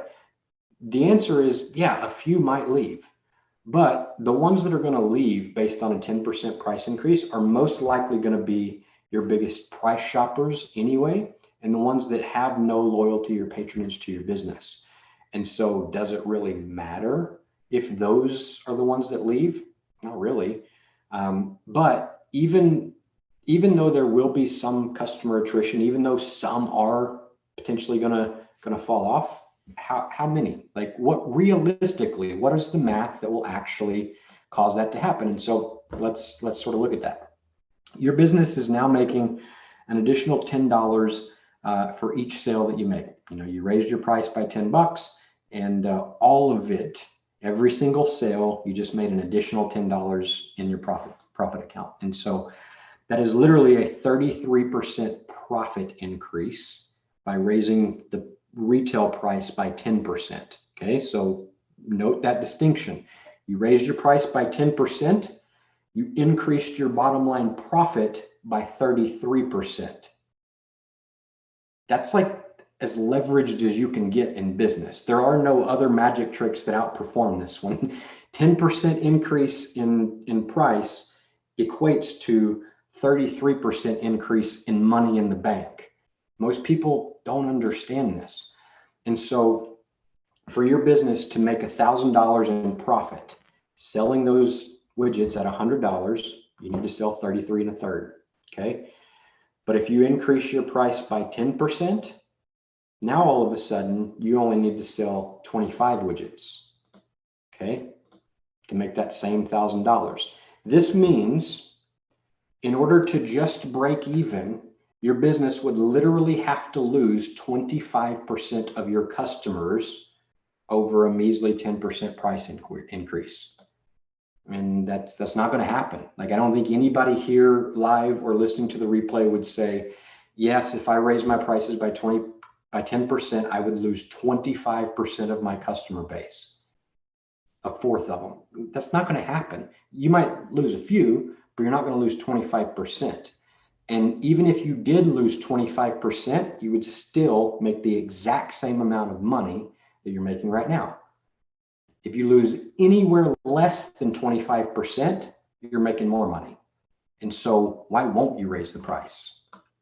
Now, you always want to be cautious and err on the side of caution and test, right? Don't just say, oh, I like this magic, let me double my prices, right? Because that might not play out the same way. So increase price on small scales and test, right? Like, keep an eye out. You got to gauge the reaction, because every industry, every offer, everything's like, it's different. There are no blanket statements here, but the math works the same every time. And so just make sure you're doing it with an eye on the reaction to the people, because this is the one, like, there's no faster and easier way to generate additional revenue and profit for the business other than raising your prices or lowering your cost of doing business. And these are two, like, you could raise your prices today. You could just decide, I'm gonna raise my prices by 10%. And all that would happen is you would make more money. You might lose a few people, but you would end up making more money because you're not going to lose more than 25%. The next thing you could do is block off the weekend and just pull out your credit card statement, literally look at every expense that's going out of your business and find the things that you can cut. Finds the things that you can replace or negotiate better arrangements or better payment terms. Every single thing that you can decrease when it comes to the cost of doing business. All of that money, every dollar, 100% of it goes straight to the bottom line. So these are the easiest ways. Talking about surviving through a pandemic, like, the reason that every business goes out of business is lack of cash. Like, they run out of cash. If you ever played the game Monopoly, how do you know you lost the game? When you're out of cash. It's what it's all about. Like, if you lose all of your money, you're out, you're done. Works the same in business. You go out of business when you don't have cash. And so the goal is make more cash. There are no easier options in this. And so even though this work isn't the most, attractive type of work and like fun sounding, adventurous type work, it's the most effective. And so just keep that in mind. Write down the secret to higher prices is to raise your prices and stop discounting. Circle it in your notes. Write down, is this an area that is it relevant to your business? Scale of 1 to 10. How well are you currently doing it? And jot down any action steps, right? My action step that I would jot down: raise my prices tomorrow. That's what I would write down. So there you go. Next, I did cover this strategy. We're going to talk about licensing and franchising. I covered this strategy in really great detail on Jane and I's last training workshop, actually. I think it was called How to Effortlessly Build a $1 million Business. But I want to briefly touch on it here because, again, there's a lot of leverage in this strategy. And some of you might even be closer than you realize to being able to do something like this. And so once you implement the strategies that we've just talked about in the business, and you tweak them, you revise them, you perfect them, you can make them a standard in your business. You're going to have created a successful business model that you can then go out and either license or franchise or sort of sell that model, that proven formula or system to somebody else. And so what this does is it allows the business to actually grow and expand quickly in multiple arenas, if that is something that you are interested in. And this is an idea that if you'd like to go a little bit further, actually, let me give you an example, and then I'll share the idea with you. I think okay. So one of the examples, I worked with an ad agency owner. He ran Facebook and Google ads for chiropractors. That was his specialty, and so he was wanting to grow his ad agency, and so he put together this. We started looking and said, okay, well, what successful campaigns have you run? He was like, man, we crushed it with this recent chiropractor campaign that we ran. I was like, all right, tell me about it. He said, well, in 4 days, we launched the campaign. The chiropractor spent like $1,300 on advertising and generated 137 leads. 37 of them turned into new patients that brought, like, it was worth like $92,500 to the chiropractor's business from $1,300.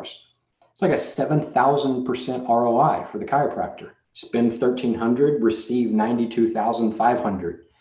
It's a pretty good ROI. And so I asked the agency owner, you think any other chiropractors would like that? Like 7,000% ROI, maybe like to generate 92 grand in new business? He's like, yeah. I'm like, well, you can now go out and you can realistically license that exact same campaign to other chiropractors for like a $10,000 setup fee and $397 a month. And they would pay it happily, because who wouldn't invest 10 grand to bring back almost immediately 92,000 in business, right? If you can prove it and you can deliver on it, and you say, here's exactly what we did, I'm going to do it for you too. That's something that people would pay that amount of money for all day long. If the agency owner was to go out and sell just 67 licenses at that price, it's an extra $1 million to his agency. And with today's technology, you can sell these type of licenses on a 90-minute webinar. A $10,000 offer on a 90-minute webinar is not unheard of. We've done it with several of our offers. And so a licensing program like this, it doesn't require anything more than a simple standard agreement that an average attorney has on file, and you pay like $300. Hey, give me an agreement that I can give these new licensees. You sell the program, the campaign, get them to sign the agreement, give them all of the stuff or set it up for them. They make money, they're happy. You have ongoing revenue that comes in from selling the licenses. And so this is an additional way to just accelerate things once you've got your initial business concept identified. This is a way to take things to the next level. And so if you're listening to this and you're thinking, well, I think I would like, to learn a little bit more about this. Like I said, I did a licensing workshop that we did a while back. I think it was like 90 minutes. I would be willing to allow you to access that recording of that workshop or another video that I have, either way, that teaches this concept further, where we go in depth on this strategy. All you have to do, if that is something you're interested in, if you want that, just complete the entire profit acceleration assessment that I mentioned at the beginning of the call. I'm going to give you access to it here in a bit. And everybody that completes it, you'll have access, you'll qualify, you can get this training for free if you want. You may not want it, and that's fine. But if this does catch your attention, you're like, oh, I think I would like to learn more about that. We have that training on deck. And if you take us up on today's offer, we'll give you that as well. So let's move on. So in the notes, licensing and franchising, circle this section. How would you rate your business's ability to be licensed or franchised? Are you close? Is it something that might be an option for you? Is it way far away? Is it not an option that you're even interested in? Just sort of get clarity on how relevant is this to you. And again, if you plan to eventually license or franchise the business, these strategies that I've given you today, like upsell, downsell, market dominating position, conversion equation, having that in all of your marketing, all of these strategies are some of the best, most profitable strategies. Like, that you can systemize, and they keep the profit coming in, because once you have a down sell that you make with it, like, you don't stop offering it, like, it's there. And so that the additional money that it brings in, it continues to bring it in as long as you're running the play, and you keep the system live. So let's move on. Let's see what we got next. So goal setting and managing time. So we've completed the 6 areas so far. We're going to circle back around to the starting point, where we talked about the first thing in goal setting, time management. And so over the next several days, I want you to think about your goals based on everything that we've talked about. Write them down. What are the goals that you have for your business? In each area that you identify, start with, where is it that you're at right now in this area? And then where do you want to be in 5-10 years from this point? What's stopping you from actually accomplishing that goal? All right. As you're writing down goals, you potentially heard of SMART goals. Make sure they're following that format: specific, measurable, attainable, relevant, and timely. I'm not going to go into that. We have, again, goal setting classes and stuff that I can point you to. But I want you to write down some actual goals, and then review the 6 areas that we just discussed, and see, where do they fit into your goals and your objectives for your business, right? If your goal is to make a higher profit percentage, or to have more leverage on the business, so you're not confined by one person's product that you're selling or whatever, like, take these ideas that we've discussed today, and sort of see how they fit into your goals. This is what it's going to do is enable you to create a realistic roadmap to follow over the next several months in the upcoming years. And as you develop and you start to standardize the steps within your roadmap, you'll be able to create a successful business model that you can either license or franchise, if you ever have the desire to do that. And so, on a scale of 1 to 10, I would love it if you could let me know, or at least if you're watching the recording, jot down, how would you rate your ability to set quality goals and maintain focus on them? Scale of 1 to 10. And then the second scale of 1 to 10 that I want you to do a self-assessment with is, how would you rate your ability to manage your time and maximize your productivity? Okay, so we got goal setting, 1 to 10, where are you at on that? And then time management and maximizing productivity, where are you at on that 1 to 10? Okay.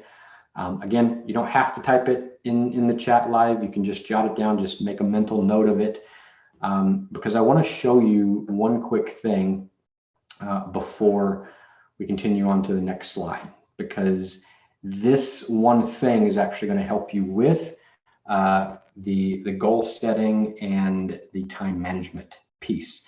And so what you're looking at now is this is the members area of our Profit Acceleration Systems program. And so I'm here underneath the onboarding section. One of the things that we actually go through is setting goals. And so now this, by the way, like, this isn't just, this isn't a little thing that we sell for a couple $100. This is an $8,800 membership area. People literally pay $8,800 to get access to this. Now, this obviously isn't the only thing they get. There's additional coaching and support and community that comes along with it. But what I'm going to do, I was like, okay, if we get to this and people have, maybe they're not the best at setting goals, or they've never went through the process of setting really good goals and they don't know how to do that, or they're not the greatest at managing time, what can I actually give them? And to be honest, my best trainings around both of these are inside of this members area. And so one of the things that we do is, inside of our goals section, we have a 4-part e-class down here. And I'm just going to click on one and open it up to show you sort of what it is. So the first class is how to create your vision for your business. Okay. And it's a pretty in-depth thing. We give you examples of other companies' vision statements, show you, different ways to go about it, and then how to evaluate your strengths and weaknesses. and just look at the vision creation process through a few different lenses, and then give you some framework to actually create the vision statement. And so that's the first start. We start with like the big life, long-term, the full vision for the business. And then we start narrowing it down. So the second part of the class is all around these 5 areas that we just talked about today: how to set specific goals around lead generation, conversion, transactions, pricing, profit. We've got the formulas in here to sort of calculate so that you can come up with specific numbers. And so all of this is part of the second class. And then making goal setting a part of the business, because it's not something you do once. You got to keep them updated. This distinguishes what's the difference in goal and vision. And then, you get really specific, like in the category of lead generation, for example, what's your in-store leads goal? What's your phone goal? What's your internet marketing leads goal? And so what's your profit margin goal on your product, on your services, on what's your cost reduction goal? And so we literally walk you through a very robust system that will show you how to set really solid goals. And then the fourth one is maintaining and managing, creating, managing, and achieving the goals. And so again, it's just part of the master class. And then at the bottom, there's even worksheets. So there's a personal inventory worksheet. It's how to set SMART goals. Different PDFs that you can actually print out. Just different things like that will help you set amazing goals. And so if you are in need of a little bit of help with goal setting, then I'm gonna show you how to get this as well. And then the other one that I plucked out was, where did that end up going? Underneath the big 3. So as people are going through our process and we collect what we call the before picture, the second thing that we have them do, and this is literally before they even start our program, is design what we call their perfect week.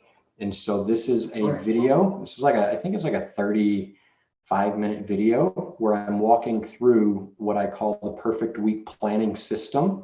And so we give you the link to actually create your own perfect week planner and sort of map it out and look at your business from a macro standpoint and make sure that you're managing your time. This has got my exact schedule on here. And so what I'm going to do, the reason I'm showing you both of these two things is if you are interested in either one, goal setting or planning and managing your time, rather than just spending a lot of time trying to teach you that here on this class, I'm going to give you both of these resources. I'm going to pluck them out of our $8,800 paid members area and just give them to you. And so how do you go about getting them? And that's what we're going to talk about now. To get access, all you literally have to do is complete the Profit Acceleration Assessment that I'm about to give you access to for free right now. So it's kind of a no-brainer. And so what is the Profit Acceleration Assessment? I talked about it towards the beginning. This is the most recent tool that I have created for small business owners to help get them started on the process of letting us help them find more money in their business and develop a plan to go get that money before you even pay anything. And so that's what I want to give you access to. That's why we created it. And so I developed this. It's the first of its kind interactive assessment. It's for business owners, and it walks you step by step through the entire process of creating your very own bulletproof 12-month profit strategy roadmap. And it's also guaranteed to help you at least double your business profits in the first 90 days of you implementing the plan that this assessment will help you create. Okay. So it's a pretty cool deal, all right? And we have a very special offer for those of you that are here because you are here. So you're actually getting 4 components to this. Now, the first component is what we call the Profit Acceleration Roadmap. This is a literal 30-page PDF guide that we're going to give you that shows you the macro version of our overall approach of how we go into any business and double the profits. And so this is where you learn that 4-step approach in depth.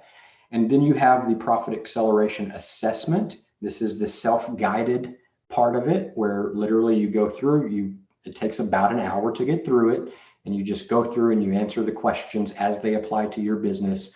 And this will assess the profitability of your business as it is. And then the next component is the profit strategy roadmap. And it's not a generic roadmap, because as you complete the assessment, that information, once you submit it, we take it and it gets put into our software, which creates a customized 12-month plan encompassing all of the profit areas that we evaluate in the assessment. And it gives you a specific plan to double your profits and says, hey, if you make this change in your business, here's the profit amount that you can expect to increase. You make this change, here's what you can expect. And so based on this, here is your specific plan. And so that comes to you as well. And then the final component is a profit acceleration session, and that is with myself. This is a 30-minute call. Once you get you go through, you read the roadmap, so you understand the methodology, you take the assessment, and so that information gets turned into your custom report.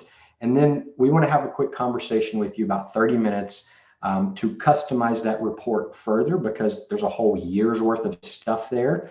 And the assessment can only, we don't want to get too specific or ask too personal of questions on the assessment. And so there's some things that we want to just verify whenever we have a chat, and make sure that, okay, this plan that our system just spit out for you, yep, it's the best way for you to move forward. Here's the steps you need to take. And so we're just going to have a quick call to do that. And by the way, there's nothing for sale on this call. I don't even do these calls anymore. We have somebody else on our team that does them. And the rule is, if we ever hear that they're trying to make an offer or sell anything on that call, they're gone. We don't allow anything to be sold on this call. And so our sales process is a little bit different than others.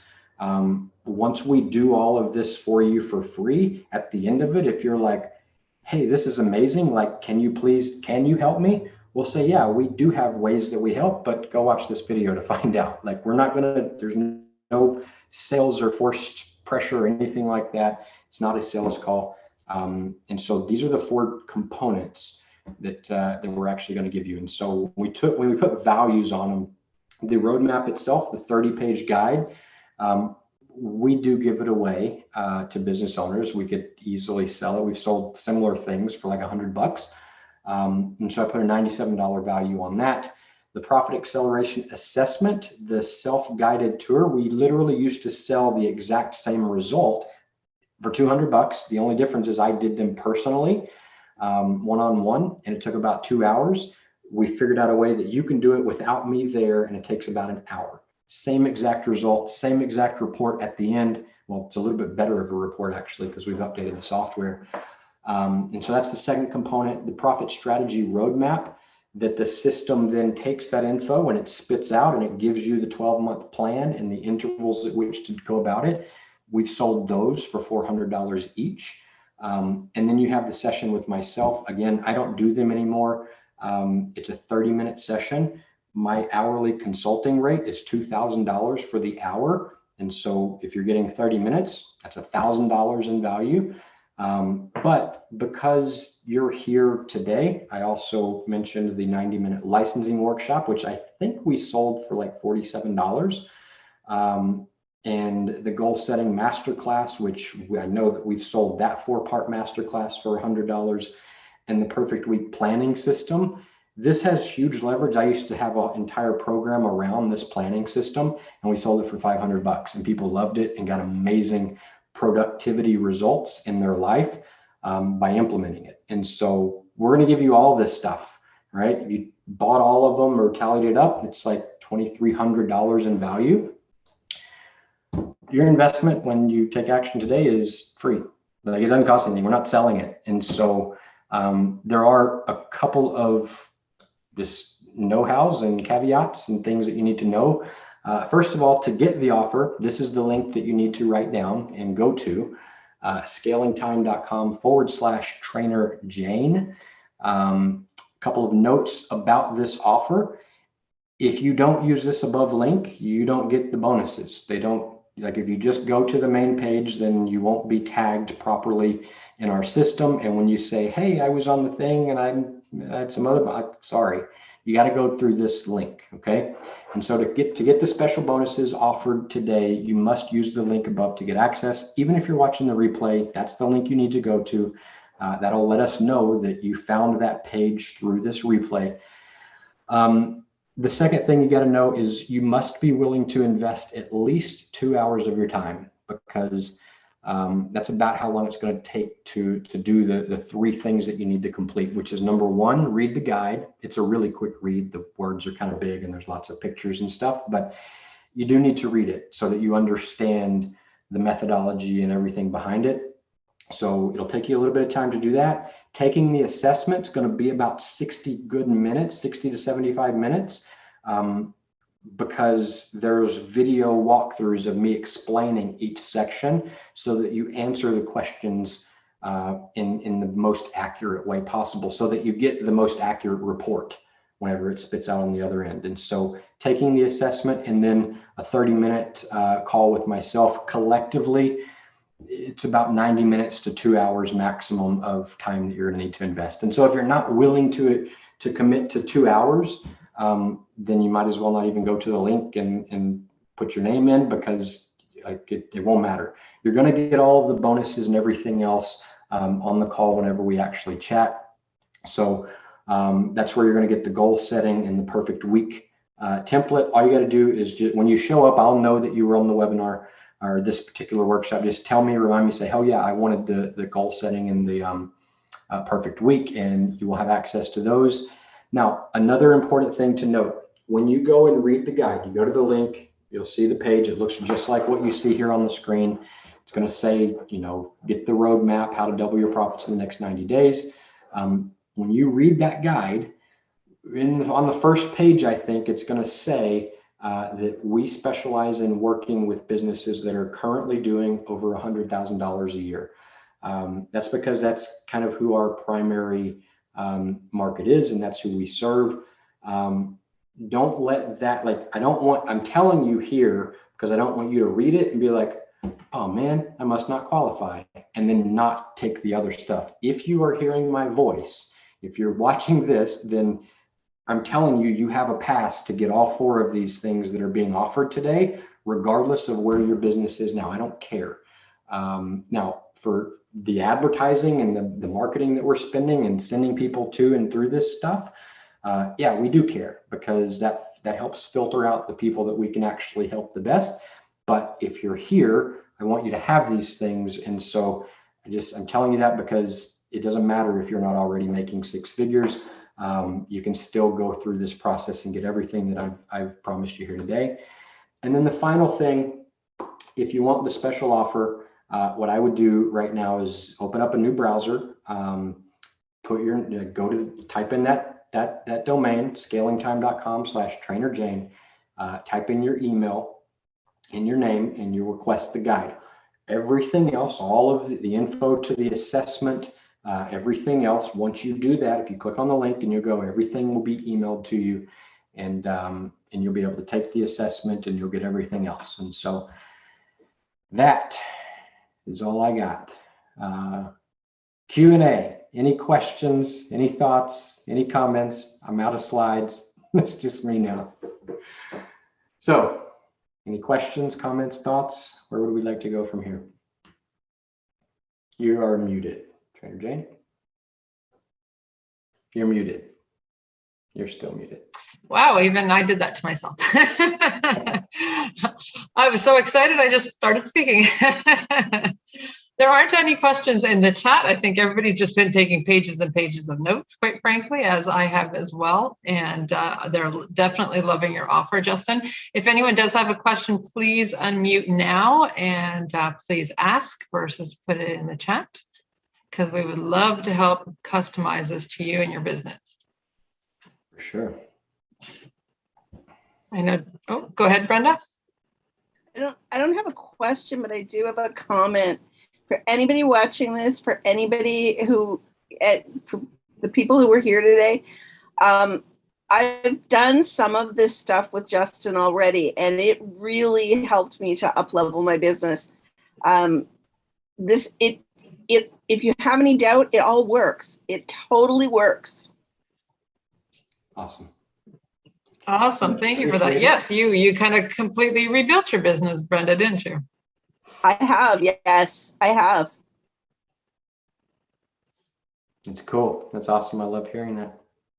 Yeah, these are time-tested strategies. They're not the most, innovative and like shiny and sexy type strategies that a lot of people are talking about and sort of drawn to, but these are the things that produce the result that everybody's looking for, which is more money in the bottom line.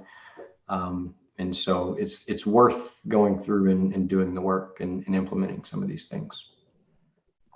Absolutely. Again, this is the system that you're providing, and you absolutely have, I don't know, is it hundreds or thousands of clients? I think it's thousands of clients, right? That have been through things, whether it's the assessment or your entire program. Yes, I mean, we've worked with thousands of entrepreneurs over the last decade. We've worked one-on-one to a degree with probably hundreds at this point during that same time to just implement this stuff, which is, I mean, people, a lot of, like, I know a lot of other coaches that they've worked with a lot more people than we have. But the results that they've produced aren't anywhere close to what we've produced. And the reason, like, they're asking, like, well, what are you doing that's different? I'm not doing anything that's different. The thing that I'm doing is getting people to hyper focus on the things that give them the most leverage in business. If there was anything different, that's it. Because these are the things that produce the best bottom line results, and like that's what they're here for. And so, like, just as an example, that one idea of raising prices, lowering costs, like, no coaches really talk a lot about that because it's not sexy, it's not fun, it's not this new thing, it's not a new idea they're bringing to the table. They feel like, well, if I tell my client this, who just paid me money to get them results, they're going to be like, man, I wasted advice that I can find on Google. But the reality is people don't do it. And so the coach that says, hey, go do this, and they make sure that you go do it, that's the one that gets the most results, because as you start implementing stuff, that's where the results come from, where money shows up in the bank. So that's the only thing that makes me, quote unquote, different, is a hyper focus on these things that we know work. I love that, hyper focusing, and yes, putting it into a system that works. Not rocket science, like you said, but it's a lot of little pieces that you've covered for us that together, whether you're doing one of them or a few or several, are going to absolutely get you results. Again, just to remind everybody, scalingtime.com/trainer Jane is where you're getting the completely free offer. Justin, I love that even I got blown away, not just by your presentation, but by your offer, because I mean, we've talked here about upsells and cross sells and all of that. I let you upsell at the end of this, and you upsold free with a bonus and a bonus and a bonus and a bonus. And we, of course, at Selling on the Spot, really care about over delivering, and thank you, because you absolutely have over delivered, not just in this workshop, but in your offer. So again, it's the profit acceleration roadmap, the profit acceleration assessment, the profit acceleration strategy, profit acceleration session with Justin. Again, that was already a phenomenal value. He already surprised me on some of that, plus a bonus. Then the licensing video from the past, the goal setting masterclass, and I'm trying to reread my own handwriting, by the way, and the perfect week planning system, which that one, oh my gosh, that one I'm really, really, really excited about, because that's something I know I really need. I don't have 2 days that are alike, or 2 weeks or 2 months. So we'll see how we can massage this with what my reality is. It's literally inside of our entire membership site. It's the #1 training that we get the most feedback on, is the perfect week planning system. Nice. Like, why have I not had this before? Like, yes. Yes, Justin, I think we need to have an event just on that. we can deliver a multi-hour event just around that concept. But totally, because this is in alignment not only with, again, our mission, vision, values of selling on the spot, but as many of our viewers know, that we also have our get round to it, meaning that we want to get everyone to get round to doing and implementing and getting into action, because of course you're not getting the results unless you're doing all of it. So yes, just even planning out your week and putting that, creating a system around that is absolutely brilliant. So thank you for that $2,329 US dollar, of course, value, and all completely free at scalingtime.com/trainer Jane. Do we have any other questions from the audience as we're about to close out for the day? Not a problem if you don't. I know, again, there's been lots of comments and conversation in the chat. Justin, any closing words? Anything you'd like to still add? The only thing that I would like to say is if you wrote stuff down in notes, like, don't let them just sit on your shelf and collect dust or stay in the notebook. Don't like shut the page on the notebook. Review them, like really look at them objectively and ask, how can I go and do, like, what can I take action on? And do that sooner rather than later, right? When we have new ideas, the longer we wait before we implement, the less likely we are to actually implement. And so take fast action on the things that you can take action on. And more importantly, if you take us up on this offer and you go and get this stuff, do something with it. That's what I want. That's the reason we're giving it away, because I have been a victim of business failure myself in the past. I know what business failure leads to. It led me to depression. It led me to divorce. I have friends that have committed suicide over business failure. And so business failure is a very real and serious thing for me, that my whole company, my whole mission, everything that I do is about how to lower the chances of business failure, because I know what it leads to, and it's not pretty. And so if you take this stuff, like, that's the reason I'm making such a good offer, and there's the reason we're not charging for it. Like, go get it, but don't just get it and say, oh, that Justin's a nice guy, and then not do anything with it. Implement it, use it, put it into practice, and get a result. And then if you get a really great result and you want to share it with me, that'd be awesome too. But that would be my closing thing, is like, just don't let this sit, like, actually do something with it, because this is the stuff that is going to give you the change that you're looking for. So that would be how I would wrap it up. Perfect. Thank you again, Justin, for this presentation, for our partnership, for this value that you provide to the Selling on the Spot community. My final words to everybody, three things, actually. Number one, again, I want to remind you that Justin did say, even if you're not already earning the $100,000 in your business, absolutely, please take us up on this. Let's help you get there, first of all, and then implement this even further. Second part is, of course, going to scalingtime.com/trainer Jane. And the third part is set aside the 2 hours, schedule right now in your day, or tomorrow, for example, the 2 hours to do this work, because it's absolutely worth it. You took the time to be with us or watch this video. Now, please do the next 2 hours. I guarantee you will thank us for that. So with that, everybody, thank you again for being here. Thank you for watching the replay. Please give us your comments, whether it's in our social media feed or testimonials once you've gone through this program, and we'd like to lift you up as well. So thank you again from me, Jane Ward, Trainer Jane, CEO and founder of Selling on the Spot. I'm excited to hear your results and see you at another amazing Selling on the Spot event. Stay safe, stay healthy. Take care, everybody.